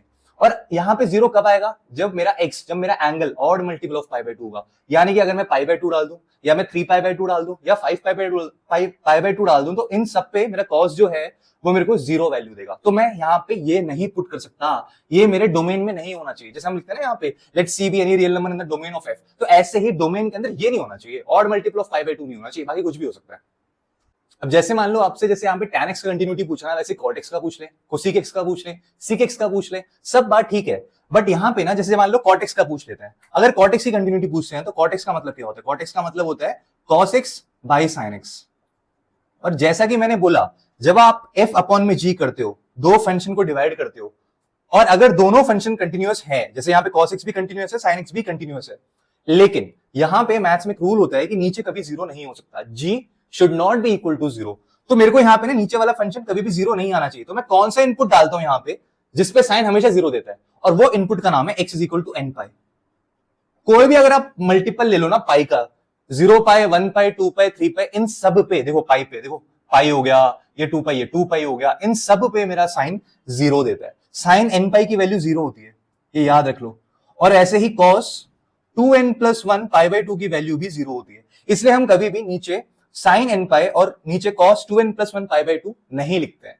आई होप आपको ये समझ आ गया होगा। इसको क्वेश्चन में खुद से जरूर ट्राई करना, और नहीं समझ आता है कमेंट सेक्शन में बताना मुझे। अब बात करते हैं कंटिन्यूटी ऑफ कॉम्पोजिट फंक्शंस की। तो ये जो टॉपिक है ना, इस पे बेस्ड बहुत सारे सवाल आपके एग्जांपल्स में भी है और आपके पहले एक्सरसाइज में भी है। तो यहाँ पे बहुत आसान टॉपिक है, कॉम्पोजिट फंक्शंस क्या होते हैं। जैसे मान लो मैंने आपसे बोला फॉग x, तो इसका मतलब होता है f of g of x, f of g of x। इसका एक्चुअली मतलब क्या हुआ? फॉर x का मतलब क्या हुआ? इसका मतलब ये है कि आपने एक x इनपुट लिया, उस इनपुट को आपने g फंक्शन में डाला, ये फंक्शन है, g फंक्शन में डाला, तो g फंक्शन में डालने पे g ने एक आउटपुट दिया g ऑफ x। इस आउटपुट को आपने इनपुट की तरह यूज किया और इस इनपुट को आपने f फंक्शन में डाल दिया। तो जब आप इसको f फंक्शन में डाल दोगे तो f फंक्शन इसको आउटपुट देगा f of g of x। बस ये होता है कॉम्पोजिट फंक्शन का मतलब। तो यहाँ पे कॉम्पोजिट फंक्शन का मतलब क्या हुआ? जैसे कि मान लो ये था आपका g ऑफ x, ये g ऑफ x था, आपने करा इसको f ऑफ x में डाल दिया, तो ये हो गया fog x हो गया। तो इसी को बोलते हैं कॉम्पोजिट फंक्शन। अब मैं c एक ऐसा इनपुट लेता हूं जो कि एक रियल नंबर है और जो डिफाइंड है इस फॉग फंक्शन में। डिफाइंड का मतलब ये है कि आप इस फंक्शन के अंदर आप इस इनपुट को डाल सकते हो और इनपुट को डालने पे एक आउटपुट मिलेगा भी, ये होता है डिफाइंड का मतलब। सो c is a real number representing all the real numbers which is defined for this function. अगर c डिफाइंड है तो मैं ये बोलूंगा, अगर मेरा g function if g is continuous eight c, आपने अगर आपने c को इनपुट डाला g फंक्शन में और मैंने बोला इनपुट पे देखा तो इनपुट कंटिन्यूअस आ रहा था, LHL RHL वगैरह निकाल के देखा तो कंटिन्यूअस आ गया आपको, तो मैं बोलूंगा कि हाँ भाई g फंक्शन कंटिन्यूअस है c पॉइंट पे। और मैं बोलूंगा if f is continuous eight g of c, क्योंकि आप यहां पे क्या इनपुट डाल रहे हो f फंक्शन के अंदर, g ऑफ c इनपुट डालोगे। तो अगर मेरा f फंक्शन भी कंटिन्यूअस निकला g ऑफ c के लिए, तो मैं बोल सकता हूं कि जो मेरा फॉग फंक्शन है ना f of g of x या फिर फॉग x, ये कंटिन्यूअस होगा, इज ऑल्सो कंटिन्यूअस। ये बस समझाने के लिए बता रहा हूं, आप क्वेश्चन करोगे ना आपको अपने आप समझ आ जाएगा। चलो एक क्वेश्चन करते हैं। Show that the function defined by f of x is equal to sin x square is a continuous function. तो यहां पे मेरे को बोले f of x is equal to sin x square एक कंटिन्यूअस फंक्शन है, ये शो करो। यहां पे जो एक्चुअली f ऑफ x है ना, वो दो फंक्शन का कॉम्पोजिशन है। यहां पे तो f ऑफ x को मैं लिख सकता हूं g of h of x मैं लिख सकता हूं, मान लो मैंने ऐसे लिख दिया। तो यहां पे दो फंक्शन है, कौन कौन से? एक फंक्शन तो मेरा होगा h ऑफ x, जो मेरा होगा वो होगा मेरा x स्क्वायर, और g फंक्शन जो होगा मेरा वो होगा sin x। अच्छा अब एक बात बताओ, क्या x स्क्वायर कंटिन्यूअस होता है कि नहीं होता है? मैंने क्लास के स्टार्टिंग में बोला था कि एक स्क्वायर फंक्शन है और स्क्वायर फंक्शन कंटिन्यूअस होता है, लीनियर फंक्शन कंटिन्यूअस होता है, कांस्टेंट फंक्शन कंटिन्यूअस होता है, पॉलिनोमियल फंक्शन कंटिन्यूअस होता है, मॉडुलस फंक्शन भी कंटिन्यूअस होता है। ये सारे फैक्ट्स है जो आपको याद रखना पड़ेगा, इसकी मदद से आप आगे वाले क्वेश्चंस भी सॉल्व कर पाओगे। तो यहाँ पे h of x is equal to x square एक कंटिन्यूअस फंक्शन है, ये कंटिन्यूअस है, हमें पता है, हमने करके देखे इस पे सवाल। और g of x is equal to sin x भी कंटिन्यूअस है, अभी कुछ मिनट्स पहले ही मैंने आपको ये वाला क्वेश्चन भी कराया था, तो मेरे को पता है कि भाई h ऑफ x भी कंटिन्यूअस होता है, g of x is equal to sin x भी कंटिन्यूअस होता है, मुझे पता है। अगर मेरा h ऑफ x भी कंटिन्यूअस है और अगर मेरा f ऑफ x भी कंटिन्यूअस है, मेरा दोनों फंक्शन कंटिन्यूअस है और इनको मैं कॉम्पोजिशन करा दूं, इनका मैं कॉम्पोजिशन करा दूं, यानी कि अगर मैं यहां पे कुछ ऐसा कर दूं, g के अंदर मैं h को डाल दूं, इसको डाल दूं, इसको मैं यहां पे डाल दूं, तो ये हो जाएगा g of h of x। और इसका मतलब ये हुआ g of h of x है क्या वैसे x स्क्वायर, और मेरा x स्क्वायर g मेरा फंक्शन है क्या वैसे sin x है, तो sin x स्क्वायर हो जाएगा मेरा। तो अगर मैंने क्या बोला ये आपको याद रखना था, अगर मेरा g फंक्शन भी कंटिन्यूस है, अगर मेरा f फंक्शन भी कंटिन्यूस है, तो मेरा फॉक फंक्शन भी कंटिन्यूस होगा, राइट। तो ऐसे ही यहाँ पे अगर मेरा h ऑफ x भी कंटिन्यूस है, g ऑफ x भी कंटिन्यूस है, तो g of h of x जो कि कॉम्पोजिट फंक्शन है वो भी कंटिन्यूस होगा। तो यहाँ पे sin x square is also a continuous function. देखो दोस्तों यहाँ पे एक और बहुत बढ़िया सवाल कॉम्पोजिट फंक्शन के ऊपर है। f of x is equal to modulus of 1 minus x plus modulus x where x is any real number, और मेरे को ये शो करना है कि ये कंटिन्यूस फंक्शन होगा कि नहीं होगा।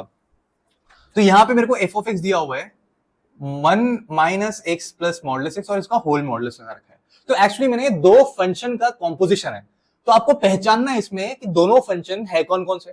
तो यहाँ पे अगर मैं पहले फंक्शन की बात करूं, ले लेते अपने मर्जी से कोई भी नाम दे दो यार, g of x, a of x, b of x, कोई फर्क नहीं पड़ता उससे। तो g ऑफ x मैंने ले लिया भाई, एक बाहर वाला है, ये सॉरी अंदर वाला है 1 minus x plus modulus x।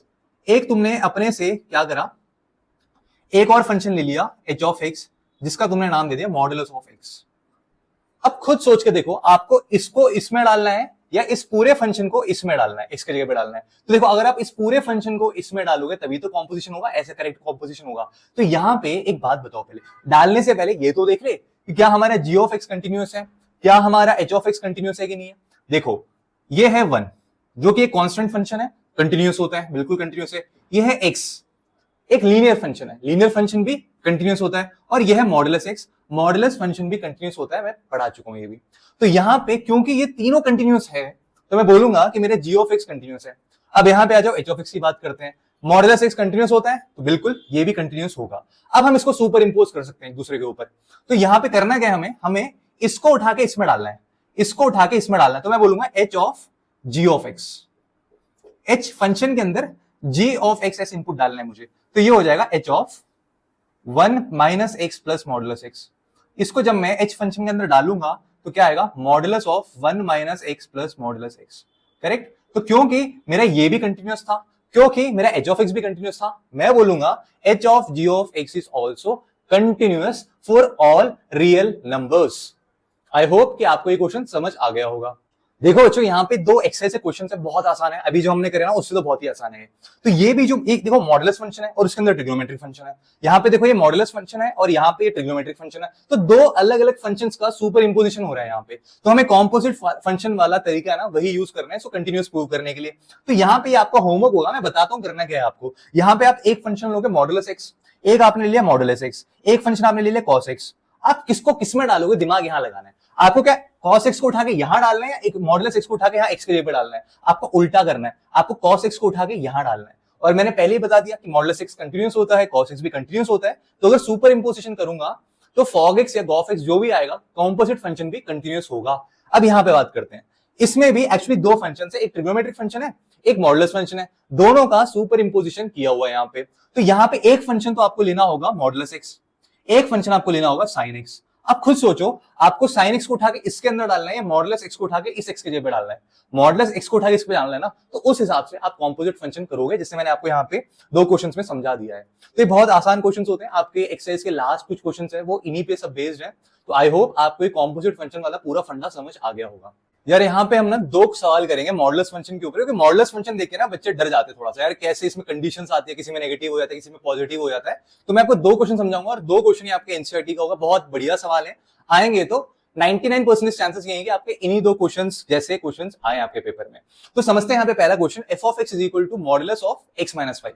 तो यहाँ पे क्या होगा, आप देखो यहाँ पे कि यहाँ पे मॉडुलस x कैसे काम करता है, ये मैं आपको पिछले क्लास में कंटिन्यूटी वाली क्लास में जो मैंने फर्स्ट पार्ट शूट किया था उसमें मैं बता चुका हूं।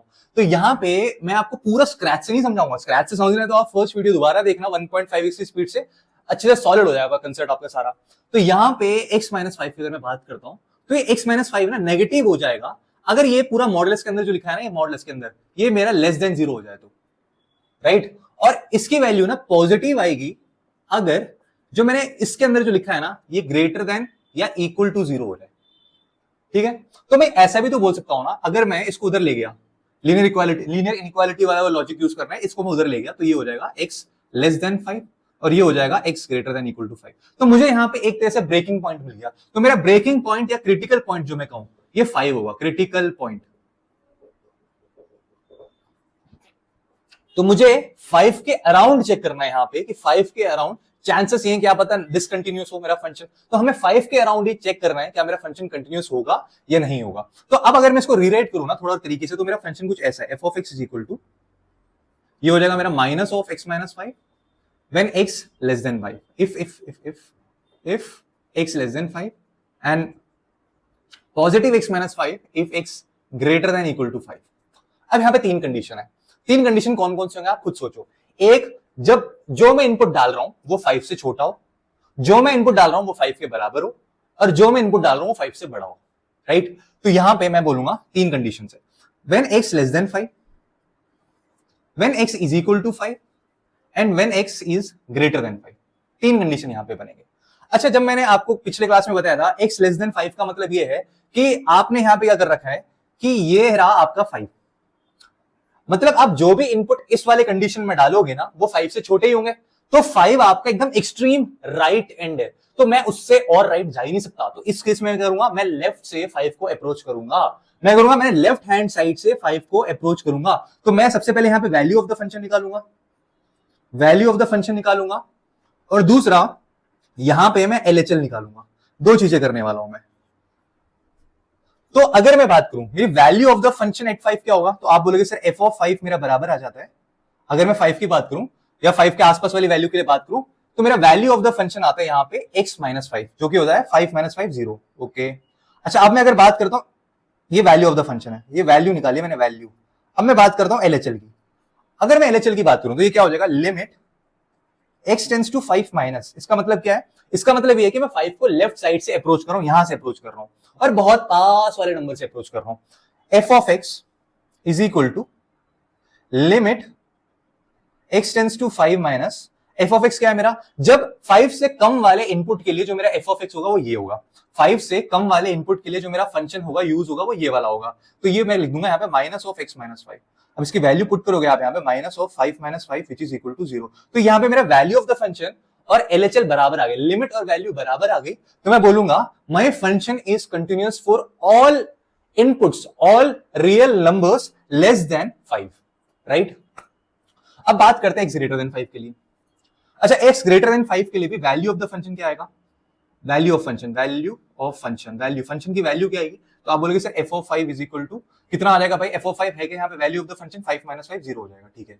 लेकिन यहाँ पे जो 5 है ना, 5 जो है मैं 5 से बड़ी वैल्यू उठाऊंगा, 5 से बड़ी वैल्यू उठाऊंगा। तो जो भी मैं वैल्यू उठाने वाला हूं यहां लाई करते हैं, यहां पास लाई करते हैं। तो मैं यहां से टुवर्ड्स राइट ऑफ द 5, मैं 5 के राइट साइड से 5 को अप्रोच करूंगा, यहां से मैं 5 को अप्रोच करूंगा। तो यहां पे मुझे आरएचएल निकालना है, और आरएचएल क्या होगा, limit x tends to 5 plus, जब मैं 5 को उसके राइट साइड से अप्रोच करूंगा, लाइक 5.00001 से या 5.000000001 से इनसे अप्रोच करूंगा 5 को, तो उस केस में मेरा फंक्शन क्या होगा, 5 से बड़ा। जब भी मेरा इनपुट 5 से बड़ा हो भाई, 5 से बड़ा ना 5.01 भी होता है, 5.0001 भी होता है।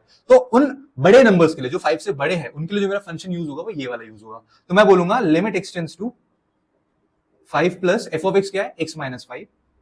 अब वैल्यू ये 5 डाल दो यहाँ पे, 5 माइनस 5 इक्वल टू 0। तो मैंने देखा यहाँ पे वैल्यू ऑफ द फंक्शन जो है ना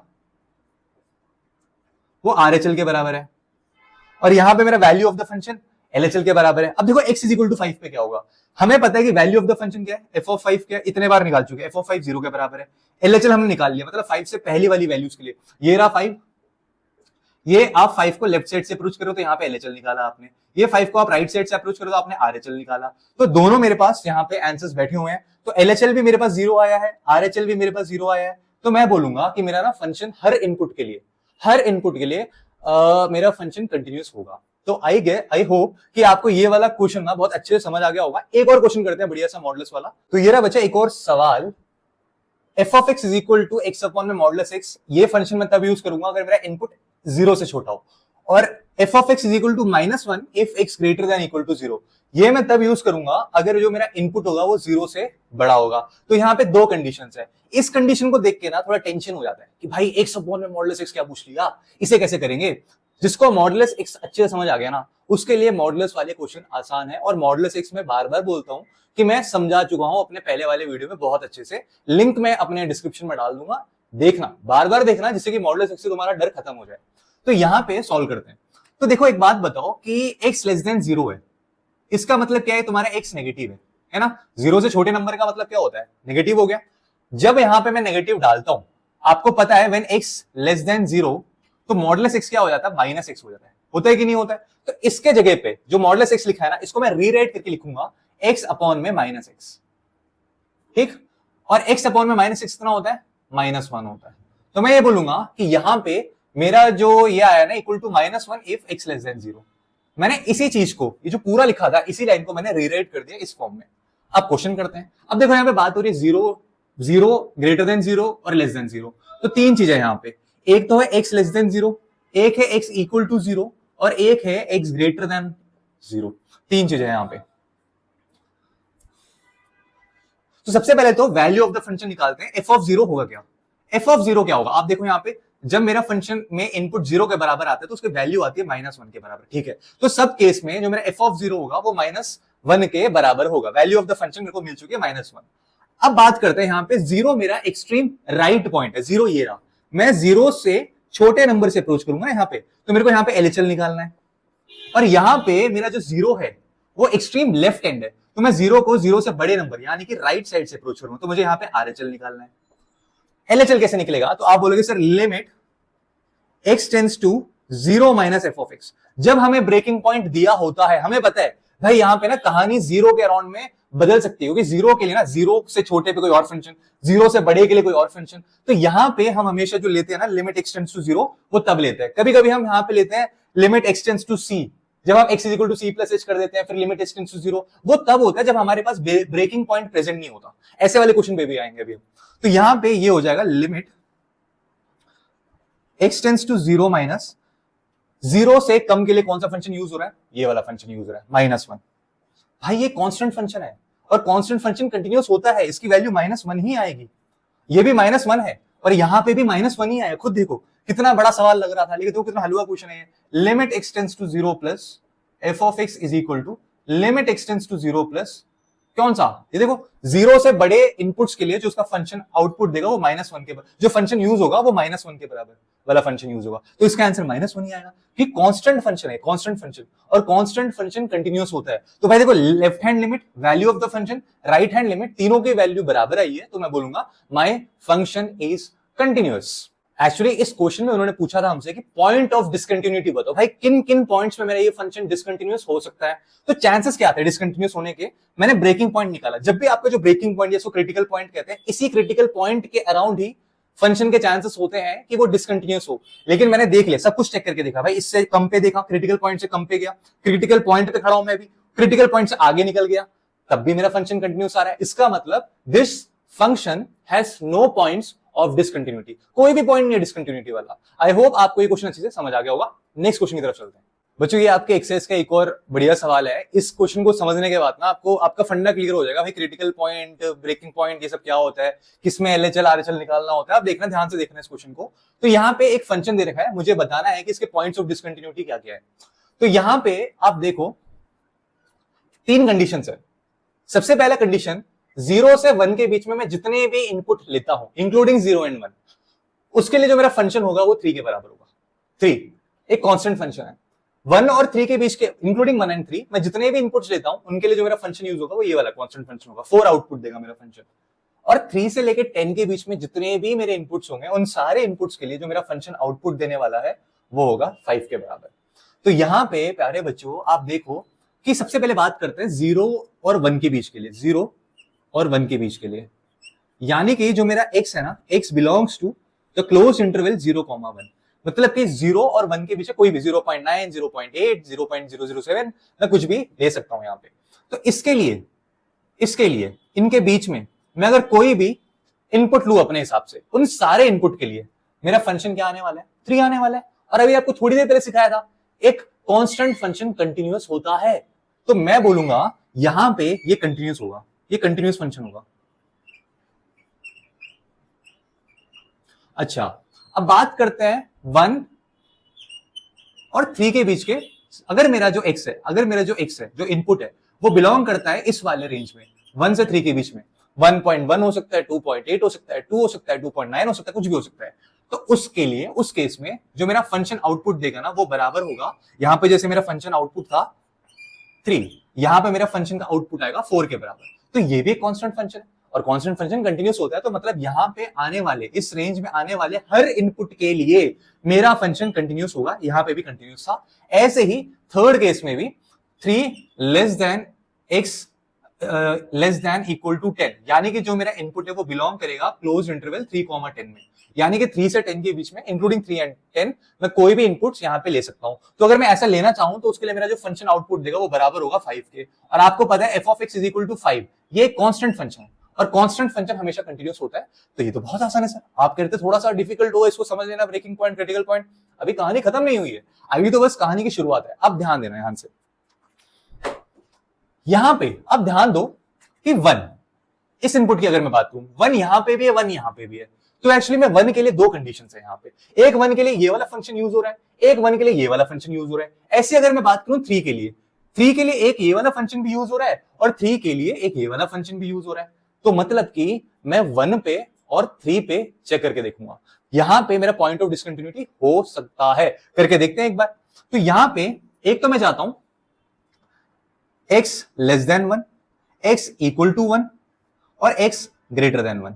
ऐसे ही मैं जाऊंगा यहां पे 3 के लिए भी, x less than 3, x equal to 3 और x ग्रेटर देन 3।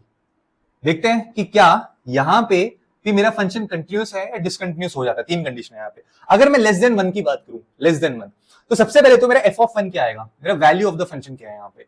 तो आप बोलोगे सर जो मेरा वैल्यू ऑफ द फंक्शन है, यार क्वेश्चन में मैंने एक मिस्टेक कर दी, ये ना क्लोज इंटरवल नहीं है, ये ओपन इंटरवल है। यहाँ पे ये ओपन इंटरवल होगा, ये ओपन, सॉरी ये ओपन इंटरवल होगा, इसको ऐसे कर देना, ये ऐसे। और यहाँ पे 3 इंक्लूडेड और यहाँ 3 इंक्लूडेड नहीं होगा, तो ये भी ओपन इंटरवल है, यानी कि इस ऊपर वाले केस में मैं 3 को छोड़ के बाकी सब ले सकता हूँ, राइट। तो यहाँ पे अगर मैं x इज इक्वल टू 1 की बात करूं, at x is equal to 1, जब मैं 1 इनपुट डालता हूं ना फंक्शन के अंदर, तो 1 इनपुट डालने पे जो मेरा आउटपुट आएगा वो कौन सा आएगा। देखो 1 इनपुट डाला, 1 x इज इक्वल टू 1 पे मेरा 3 आउटपुट आ रहा है, तो f ऑफ 1 की वैल्यू 3 हो जाएगी, राइट। क्या हो जाएगा भाई, f of 1 is equal to 3 हो जाएगा। अब बात करते हैं x लेस देन 1 की, मतलब कि यहाँ पे मेरे को लेफ्ट साइड से 1 को अप्रोच करना है तो LHL निकालना पड़ेगा, और यहाँ पे मुझे x ग्रेटर देन 1 मतलब RHL निकालना पड़ेगा। राइट साइड से अप्रोच करना है, 1 से बड़े नंबर से अप्रोच करना है 1 को। तो LHL की अगर मैं बात करता हूं तो LHL कैसे निकलेगा, limit x tends to 1 minus f of x। अच्छा अब एक बात बताओ कि यहां पे अगर मैं 1 को लेफ्ट हैंड साइड से, यानी कि 1 को 1 से छोटे नंबर से अप्रोच करता हूं तो कौन सा फंक्शन यूज होता है। आप खुद देखो यहां पे 1 को 1 के लेफ्ट साइड से 1 से छोटे नंबर से अप्रोच करता हूं तो ये वाला फंक्शन यूज होता है। तो इसमें जो मेरा आउटपुट आएगा वो 3 के बराबर आएगा, ठीक है। f ऑफ 1 भी 3 के, f ऑफ 1 भी 3 के बराबर आया। अब RHL की बात करते हैं। RHL में क्या होगा, अगर मैं 1 को राइट साइड से, 1 को 1 से बड़े नंबर 1.01, 1.111 ऐसे बड़े नंबर से अप्रोच करता हूं तो उस केस में क्या होगा, 1 से बड़े नंबर के लिए ये जो फंक्शन है 1 से बड़ा नंबर, 1 से बड़ा नंबर के लिए जो फंक्शन यूज होगा वो ये वाला। तो जो यहाँ पे मेरा RHL आएगा ना, limit x tends to 1 plus f of x is equal to, पता है कितना आएगा, 4 आएगा। तो आप खुद देखो यहाँ पे मेरा LHL is not equal to RHL, तो ये मेरा एक पॉइंट ऑफ डिसकंटिन्यूटी है। x at x is equal to 1, x is equal to 1 is a point of discontinuity. ऐसी अगर हम बात करते हैं 3 की, तो 3 पे देखो, 3 पे भी दो फंक्शन, एक 3 से कम के यहाँ पे एक फंक्शन काम कर रहा है और 3 के लिए यहाँ पे एक फंक्शन काम कर रहा है। तो यहाँ पे एक्चुअली में क्या होगा, अब ध्यान देना, x लेस देन 3 की बात करते हैं, x इज इक्वल टू 3 की भी बात करेंगे, x ग्रेटर देन 3 की भी बात करेंगे। जब x इज इक्वल टू 3 होगा, यानी कि जब मैं फंक्शन के अंदर 3 इनपुट डालूंगा तो मेरा वैल्यू ऑफ द फंक्शन क्या आएगा, तो आप बोलोगे सर देखो इक्वल टू साइन यहां लगा हुआ है तो इसका मतलब वैल्यू ऑफ द फंक्शन 4 के बराबर आया। Very good. अब लेस देन 3, यानी कि मैं यहाँ पे LHL निकालूंगा, 3 को 3 से छोटे नंबर से अप्रोच करूंगा, तो 3 को 3 के छोटे नंबर से अप्रोच करूंगा तो 3 से छोटा नंबर इस वाले रेंज में आता है, तो ये फंक्शन यूज होगा यहाँ पे। तो LHL इसका पता है क्या आएगा, limit x tends to 3 minus f of x is equal to 4। अब RHL की बात करते हैं, तो RHL के केस में क्या होगा, यहां पे मैं 3 को 3 से बड़े नंबर से अप्रोच करूंगा, यानी कि 3.01 या 3.001। तो जब मैं 3 को 3 के बड़े नंबर से अप्रोच करता हूं तो ये हो जाएगा limit x tends to 3 plus f of x। 3 से बड़े नंबर के लिए जो मेरा फंक्शन यूज होगा ये वाला यूज होगा और इसकी वैल्यू आ जाएगी 5 के बराबर। तो आप खुद देखो यहां पे भी मेरा LHL is not equal to RHL, तो मैं बोल दूंगा कि यहां पे at x is equal to 1 and x is equal to 3 are my points of discontinuity. I hope आपको ये क्वेश्चन बहुत अच्छे से समझ आ गया होगा। यार पता नहीं, मेरा मन कर रहा है ना तुम लोगों को मॉडुलस वाले एक और क्वेश्चन सिखाऊं। मुझे फील आ रही है कि तुम्हें अभी भी मॉडुलस वाले क्वेश्चंस में काफी डाउट है, तो एक और मॉडुलस वाला क्वेश्चन करते हैं। तो बच्चों ये रहा मॉडुलस के ऊपर आज का आखिरी सवाल। मैं ये होप करता हूं कि मॉडुलस के ऊपर आपको अब डाउट नहीं आएगा, क्योंकि आप अब 3-4 क्वेश्चन लगा चुके हो मॉडुलस वाले। देखते हैं इस क्वेश्चन को कैसे सॉल्व करते हैं। क्वेश्चन ये है कि find the points of discontinuity. तो यहाँ पे किस किस पॉइंट पे ये फंक्शन डिसकंटिन्यूअस होगा। सबसे पहले मॉडुलस को समझते हैं, राइट। अब देखो मॉडुलस एक्स जो है, modulus x which is minus x when x less than 0 and is equal to positive x when x greater than equal to 0। तो यहां पे इस फंक्शन के लिए जीरो ब्रेकिंग पॉइंट है, एक जीरो ब्रेकिंग पॉइंट है। जीरो इज एक ब्रेकिंग पॉइंट या क्रिटिकल पॉइंट। इस फंक्शन की बात करते हैं x plus one, modulus x plus one.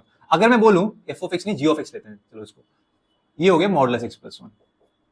तो यहां पे modulus x plus one is minus of x plus one when ये जो वैल्यू आएगी ये less than 0। If x plus one is less than 0 and if x plus one is greater than equal to 0, तो ये x plus one हो जाएगा। तो यहां पे मैं इसको रीराइट कर सकता हूं x less than minus one and x greater than equal to minus one. तो यहां पे ये ध्यान देना माइनस वन वाला और यहां पे 0। तो मेरे दो क्रिटिकल पॉइंट्स हैं यहां पे, 0 and minus one, 0 and minus one. तो यहां पे हम क्या करने वाले हैं, इस क्रिटिकल पॉइंट के राउंड ही खेलेंगे। कैसे खेलेंगे मैं बताता हूं आपको, ध्यान सुनना। एक हम निकालेंगे जब मेरा x less than minus one होगा। 0 और माइनस वन में सबसे छोटा नंबर माइनस वन है। तो एक हम देखेंगे कि माइनस वन से छोटे इनपुट्स पे मेरा फंक्शन कंटिन्यूस है कि नहीं है। दूसरा हम देखेंगे कि x, अरे यार, x greater than minus one, greater than equal to minus one और लेस देन इक्वल टू 0, इस पे माइनस वन और 0 के बीच में इंक्लूडिंग माइनस वन एंड 0 कि मेरा फंक्शन कैसे काम करता है और कैसे काम नहीं करता, मतलब हमें देखने की वो कंटिन्यूस है कि नहीं है। अब third condition, x greater then 0 पे मेरा फंक्शन कैसे काम करेगा, हमें यह भी देखना है यहां पे। तो मैं करने वाला हूं यहां पे, सबसे पहले आप देखो कि जो हमारा ये f ऑफ x जो है, ये f ऑफ x जो है, f ऑफ x एक्चुअली में दो फंक्शन का डिफरेंस है। एक है आपका h ऑफ x, दूसरा है आपका g ऑफ x। इन दोनों का डिफरेंस है। अगर मैं नेगेटिव वन से छोटा इनपुट लू, यानी कि नेगेटिव वन से छोटा इनपुट तो नेगेटिव ही होगा, ऑब्वियस सी बात है, नेगेटिव 2, नेगेटिव 3। तो हर नेगेटिव नंबर के लिए मेरा h ऑफ x क्या होगा, h ऑफ x यहां पे मेरा होगा, हर नेगेटिव नंबर के लिए h ऑफ x मेरा नेगेटिव x के बराबर होगा। और मेरा हर इनपुट जो कि माइनस वन से छोटा है उसके लिए जो मेरा वो फंक्शन होने वाला है वो ये होने वाला है, minus of x plus one, minus of x plus one. और अगर मैं यहां पे f ऑफ x की वैल्यू निकालना चाहूं दोनों का डिफरेंस लेके, तो ये हो जाएगा minus x minus of minus x plus one. तो ये हो जाएगा minus x plus x plus one which is equal to 1। तो यहां पे मेरा f ऑफ x है 1 के बराबर, राइट। अब बात करते हैं जब मेरा इनपुट माइनस वन के बराबर या 1 से बड़ा, 0 के बराबर या 0 से छोटा। तो बच्चों यहां पे ना, यहां पे जो मैंने इक्वल टू साइन लगाया था ना, इसको हटा के यहां लगाना, क्योंकि यहां पे लेस देन और इक्वल टू 0 वाला कंडीशन थोड़ा है, हमारे पास ग्रेटर देन और इक्वल टू 0 वाला कंडीशन है। तो इक्वल टू यहां लगना चाहिए, ग्रेटर देन 0 के पास लगना चाहिए। यहां पे देखना हमारे पास कौन सा कंडीशन है, माइनस x ग्रेटर देन और इक्वल टू माइनस वन। तो x ग्रेटर देन और इक्वल टू माइनस वाला कंडीशन, इसलिए मैंने यहां पे ग्रेटर देन और इक्वल टू लगा रखा है, यहां इक्वल टू वाला साइन नहीं लगाया। समझ आ गया। अब यहां पे देखना माइनस वन से बड़ा इनपुट इंक्लूडिंग माइनस वन और 0 से छोटा। देखो माइनस वन से बड़ा और 0 से छोटा अभी भी स्टिल नेगेटिव नंबर है ना। तो यहां पे जो मेरा h ऑफ x होगा, जो मेरा h ऑफ x होगा वो क्या होगा, h ऑफ x जो मेरा होगा वो बराबर हो जाएगा मेरा नेगेटिव इनपुट के लिए माइनस x आएगा। और जो मेरा g ऑफ x होगा, आप बोलोगे सर माइनस वन से बड़ा है नंबर, अगर माइनस वन से बड़ा या बराबर है तो उसके लिए जो मेरा आउटपुट आएगा वो पॉजिटिव x प्लस वन आएगा। तो f ऑफ x निकालूंगा इन दोनों का डिफरेंस निकाल के, तो माइनस x माइनस वन, तो हो जाएगा माइनस 2x प्लस वन। चलो ठीक है भाई, f ऑफ x भी आ गया। अब बात करते हैं वो सारे इनपुट्स जो कि 0 के बराबर या 0 से बड़े हो। तो अगर 0 के बराबर या 0 से बड़ा हो मेरा इनपुट, तो उसके लिए जो मेरा फंक्शन यूज होगा वो ये वाला होगा, 0 से बड़ा या 0 के बराबर x। h ऑफ x तो x के बराबर आ गया। g ऑफ x क्या आएगा, तो आप बोलोगे सर g ऑफ x, देखो 0 से बड़ा या 0 के बराबर, क्या 0 माइनस वन से बड़ा है, बिल्कुल बड़ा है 0 माइनस वन। अगर माइनस वन से बड़ा है तो माइनस वन से बड़े नंबर के लिए यही तो फंक्शन यूज होगा ना। तो यहां पे मेरा g ऑफ x हो जाएगा x प्लस वन। अच्छा, इन दोनों का डिफरेंस निकालेंगे तो f ऑफ x आ जाएगा मेरा x माइनस वन, ये कटा और ये आ गया मेरा माइनस वन। तो अब मेरे पास तीन कंडीशंस आ गई यहां पे। एक मेरा x लेस देन -1 के लिए, एक जब मेरा जो इनपुट होगा वो -1 से बड़ा बराबर और 0 से छोटा, तीसरा कंडीशन जब मेरा इनपुट 0 के बराबर या 0 से बड़ा हो। अब आपको लग रहा होगा ये क्वेश्चन खत्म हो गया बट नहीं, अभी खत्म नहीं हुआ है, अभी पूरा गेम स्टार्ट होता है कि यहां पे अभी आपको LHL निकालना है। -1 के अराउंड पे LHL RHL और वैल्यू ऑफ द फंक्शन क्या होगा, 0 के अराउंड पे left hand limit, right hand limit और वैल्यू ऑफ द फंक्शन क्या होगा, वो आपको देता हूं मैं, क्योंकि इसका जो मेन पार्ट था ये समझना, ये मैंने आपको समझा दिया है। इतना आपको समझ आ गया तो बाकी यार LHL RHL वाला इतने क्वेश्चन करा चुका हूं, अब तो खुद कर सकते हो आप। कुछ भी डाउट होता है आपको कमेंट सेक्शन में लिखना, मैं आपको जरूर बताऊंगा। तो अब चलते हैं नेक्स्ट सवाल की तरफ। देखो बच्चों, मैं आपके लिए एक बहुत बढ़िया सवाल लेके आया हूं। मैं यहाँ पे इजी क्वेश्चंस बिल्कुल नहीं रख रहा, मैं वही क्वेश्चंस रख रहा हूं जो आप एक्सरसाइज जब सॉल्व करोगे तो आपको जिसमें डिफिकल्टी आई, आप चाहोगे यार ये कैसे है, कुछ समझ नहीं आ रहा, वीडियो क्लिक करो, देखो, 1-2 बार देखो, कंसेप्ट क्लियर हो जाएगा आपका। तो ये क्वेश्चन समझते हैं एक बार। तो यहाँ पे क्या है, show that the function defined by g of x is equal to x minus greatest integer function x is discontinuous at all integral points. Greatest integer function x denotes greatest integer less than और equal to x। अब ये क्या होता है ये मैं आपको नहीं बताऊंगा, क्योंकि ये मैं ऑलरेडी आपको बता चुका हूं। अब एक क्वेश्चन सॉल्व करेंगे। क्वेश्चन कैसे होगा, तो यहां पे देखो is discontinuous at all integral points, तो मतलब आप ऑल इंटीग्रल पॉइंट्स मतलब इंटीजर्स की बात कर रहे हैं, तो सारे इंटीजर्स को रिप्रेजेंट करता हुआ एक वेरिएबल ले लो c, यहां पे let c be an integer, let c be an integer defined in g of x। मतलब कि c एक इंटीजर है जो g of x के अंदर आप डाल सकते हो, मतलब इस फंक्शन के अंदर आप डाल सकते हो। तो यहां पे आपको 2 चीजें निकालनी है, 3 चीजें निकालनी है। सबसे पहला value of the function at c। अब देखो यहां पे कोई ब्रेकिंग पॉइंट तो है नहीं, मैंने क्लास में पहले भी बताया था कि अगर ब्रेकिंग पॉइंट नहीं होता ना तो उस केस में आपको c लेना पड़ता है। उस केस में c a b c, तो बस एक वेरिएबल मैंने नाम बोल दिया, आप कोई भी एक वेरिएबल आपको लेट करना पड़ता है, एक पॉइंट आपको लेना पड़ता है अपने से। तो value of the function at c, LHL and RHL at c, ये निकालना है आपको। और इन सबकी वैल्यू अगर बराबर आ जाती है तो मैं बोलूंगा कि ये जो फंक्शन है ये कंटिन्यूअस होगा। अब देखते हैं कैसे सॉल्व होता है। सबसे पहले तो बात करते हैं वैल्यू ऑफ द फंक्शन की। Value of function at c, तो f ऑफ c क्या आएगा, तो आप बोलोगे सर अगर मैं कोई भी इंटीजर इस फंक्शन में डाल दूं, सॉरी g है ना ये, g ऑफ c क्या आएगा, अगर आप इस फंक्शन के अंदर एक c नाम का इंटीजर डाल दो तो भाई ये तो c ही होगा, x तो c हो जाएगा ये। और अगर मैं ग्रेटेस्ट इंटीजर के अंदर कोई इंटीजर डाल देता हूं तो वही आउटपुट आता है, वो सेम इंटीजर या आउटपुट के रूप में आता है, तो ये -c हो जाएगा। तो ये हो जाएगा c माइनस c जो कि 0 के बराबर है। अब बात करते हैं लेफ्ट हैंड लिमिट की, और हम यहां बात करेंगे राइट हैंड लिमिट की। अगर मैं लेफ्ट हैंड लिमिट की बात करता हूं तो मैं c से ना कुछ पीछे चले जाता हूं, c से जरा सा लेफ्ट साइड को चले जाता हूं, तो मैं बोल देता हूं अभी जहां मैं रुका हुआ ना वो है c माइनस h, जहां पे h अप्रोक्सीमेटली 0 के बराबर होता है, या फिर आप लिख सकते हो h टेंड्स टू 0। मैं अभी c से थोड़ा सा पीछे हूं लेफ्ट साइड पे, तो अब मैं उस लेफ्ट साइड से c को अप्रोच करूंगा, तो देयरफॉर मैं यहां पे निकालूंगा limit x tends to c minus g of x था, लेकिन मैंने इसको बदल के करा limit h tends to 0 f g of c minus h। अच्छा, आपने क्या करा लिमिट h टेंड्स टू 0, आप इसको उठा के इस फंक्शन में जब आप डालोगे, आपका g ऑफ x है क्या, एक्चुअली में आपका जो g ऑफ x है वो है क्या, वो है x माइनस ऑफ ये ग्रेटेस्ट इंटीजर फंक्शन x।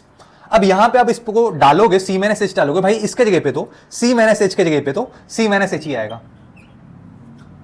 आपको नंबर्स के थ्रू समझाओ, कंफ्यूज तो नहीं होगा ना। देखो जैसे कि फॉर एग्जांपल मैं कह रहा था c आपका 2 है, ये c है 2, आपने क्या करा, आप थोड़ा से पीछे गए, यहां पे आप गए 1.99999 पे चले गए, तो ये जो h है ना, ये h इसका गैप है, इस 1.99999 और 2 का गैप है। अब मैं ना इस 1.999 से मैं यहां पे अप्रोच करूंगा, 2 की तरफ अप्रोच करूंगा, 2 पे पहुंचूंगा नहीं, 2 पे अप्रोच करूंगा। अच्छा, जब मैं इस फंक्शन के अंदर, जब मैं इस फंक्शन में ये वाले चीज डालता हूं 1.999, तो यहां पे x के जगह पे तो सेम ही वैल्यू आएगी, c माइनस h, मतलब ये डालूंगा तो यही आएगा, c माइनस h ही आएगा। लेकिन अगर मैं इसके अंदर अगर मैं 1.9999 डाल देता हूं तो इसके लिए पता है क्या आता है आउटपुट, इसके लिए आता है ग्रेटेस्ट इंटीजर लेस देन और इक्वल टू x, इससे छोटा सबसे बड़ा इंटीजर, इससे छोटा सबसे बड़ा इंटीजर, ये तो इंटीजर है नहीं, तो डेसिमल नंबर है, 1 होगा। तो यानी कि जो आपने लिया था c, उस c में से एक कम हो जाएगा। तो यहां पे अगर मैं ऐसे डालता हूं उसके अंदर c माइनस एच डालता हूं तो इसका जो आउटपुट आने वाला है पता है क्या आने वाला है? इसका आउटपुट आने वाला है c minus one, c minus one. तो मैं यहां पे बोलूंगा विच इज माइनस ऑफ, यहां पे आपने डाला c माइनस एच डाला था और ये हो जाएगा c limit h tends to 0 c minus h minus ये हो जाएगा c माइनस वन। और ये आप बोलोगे सर यहां पे c से माइनस c कट जाएगा और ये माइनस h प्लस वन आ जाएगा और माइनस h प्लस वन में अगर आप लिमिट डालोगे तो ये हो जाएगा 1। आई होप ये आपको समझ आ गया होगा। अब चलते हैं आरएचएल की तरफ।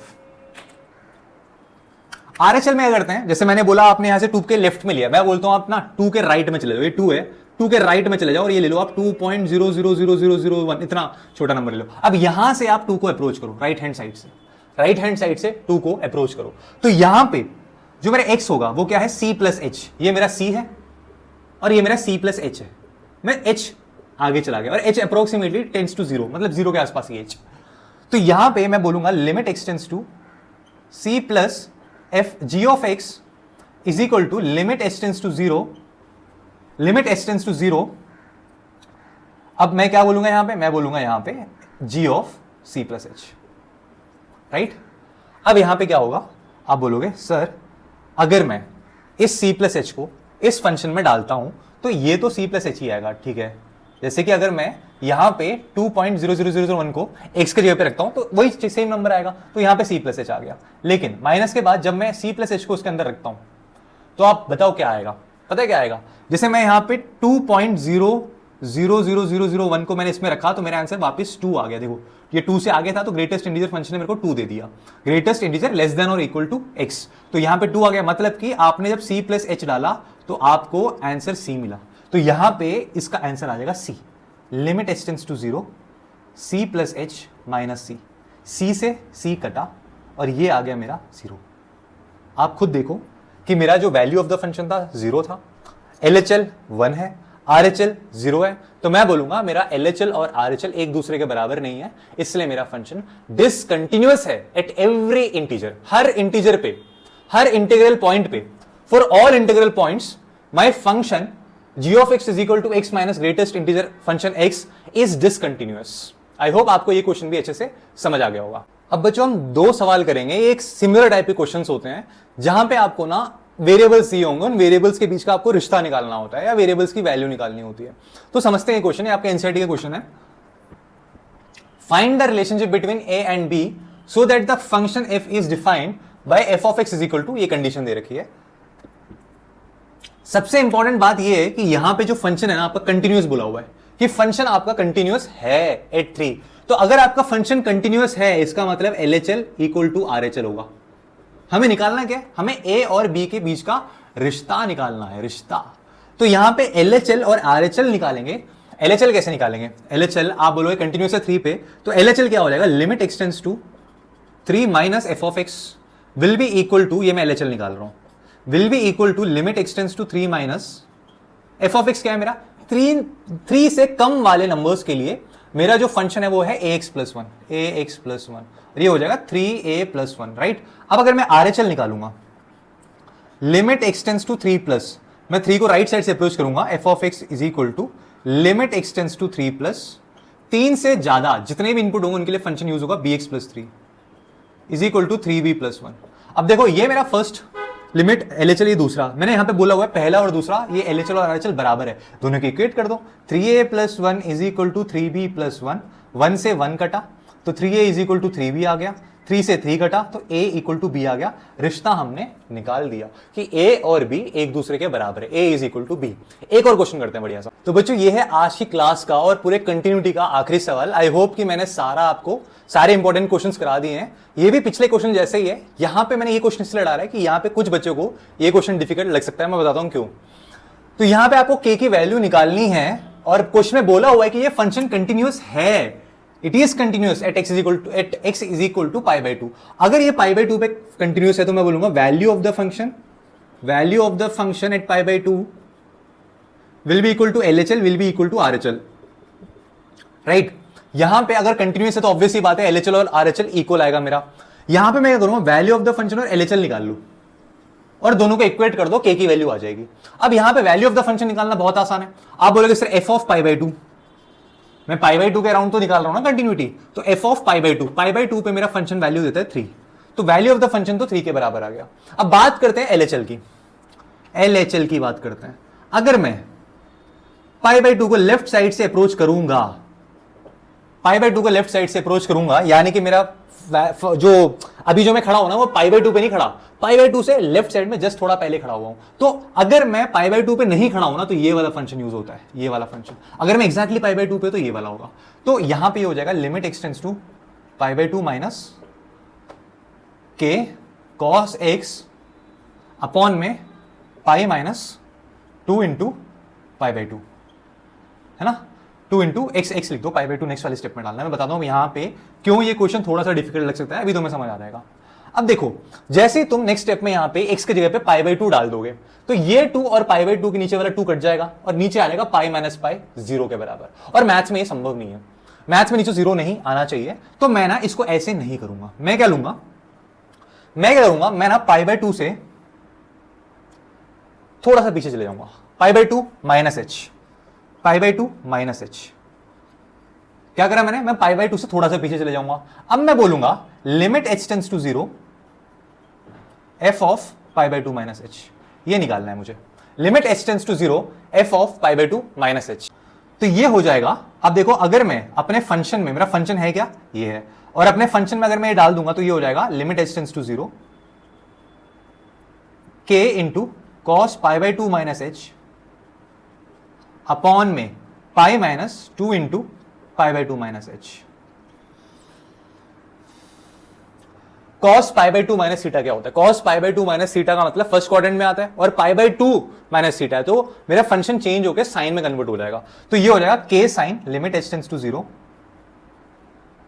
के साइन एच, राइट, अपॉन में नीचे आ जाएगा pi minus pi plus 2h, पाई से पाई कटा, ये हो जाएगा 1/2 limit h tends to 0 sine h by h, sine h upon में एच। अच्छा, क्लास 11th में ना हमने एक सैंडविच थ्योरम पढ़ा था, तो सैंडविच थ्योरम में ये हमें पता चला था कि limit h tends to 0 sine h by h जो होता है ना, इसकी वैल्यू हमेशा 1 के बराबर आती है। एक फैक्ट है, इसको याद रख लो, limit h tends to 0 sine h by h is equal to 1। यहां पे x अगर लिखा होता तो यहां पे भी x और यहां पे भी x, लेकिन आंसर 1 के बराबर आएगा। तो यहां पे ये बराबर हो जाएगा 1/2 के, किसके बराबर हो जाएगा, सॉरी 1 नहीं, k/2 के भी है ना यहाँ पे, k 1 नहीं, k/2 के, ये बराबर हो जाएगा k/2 के।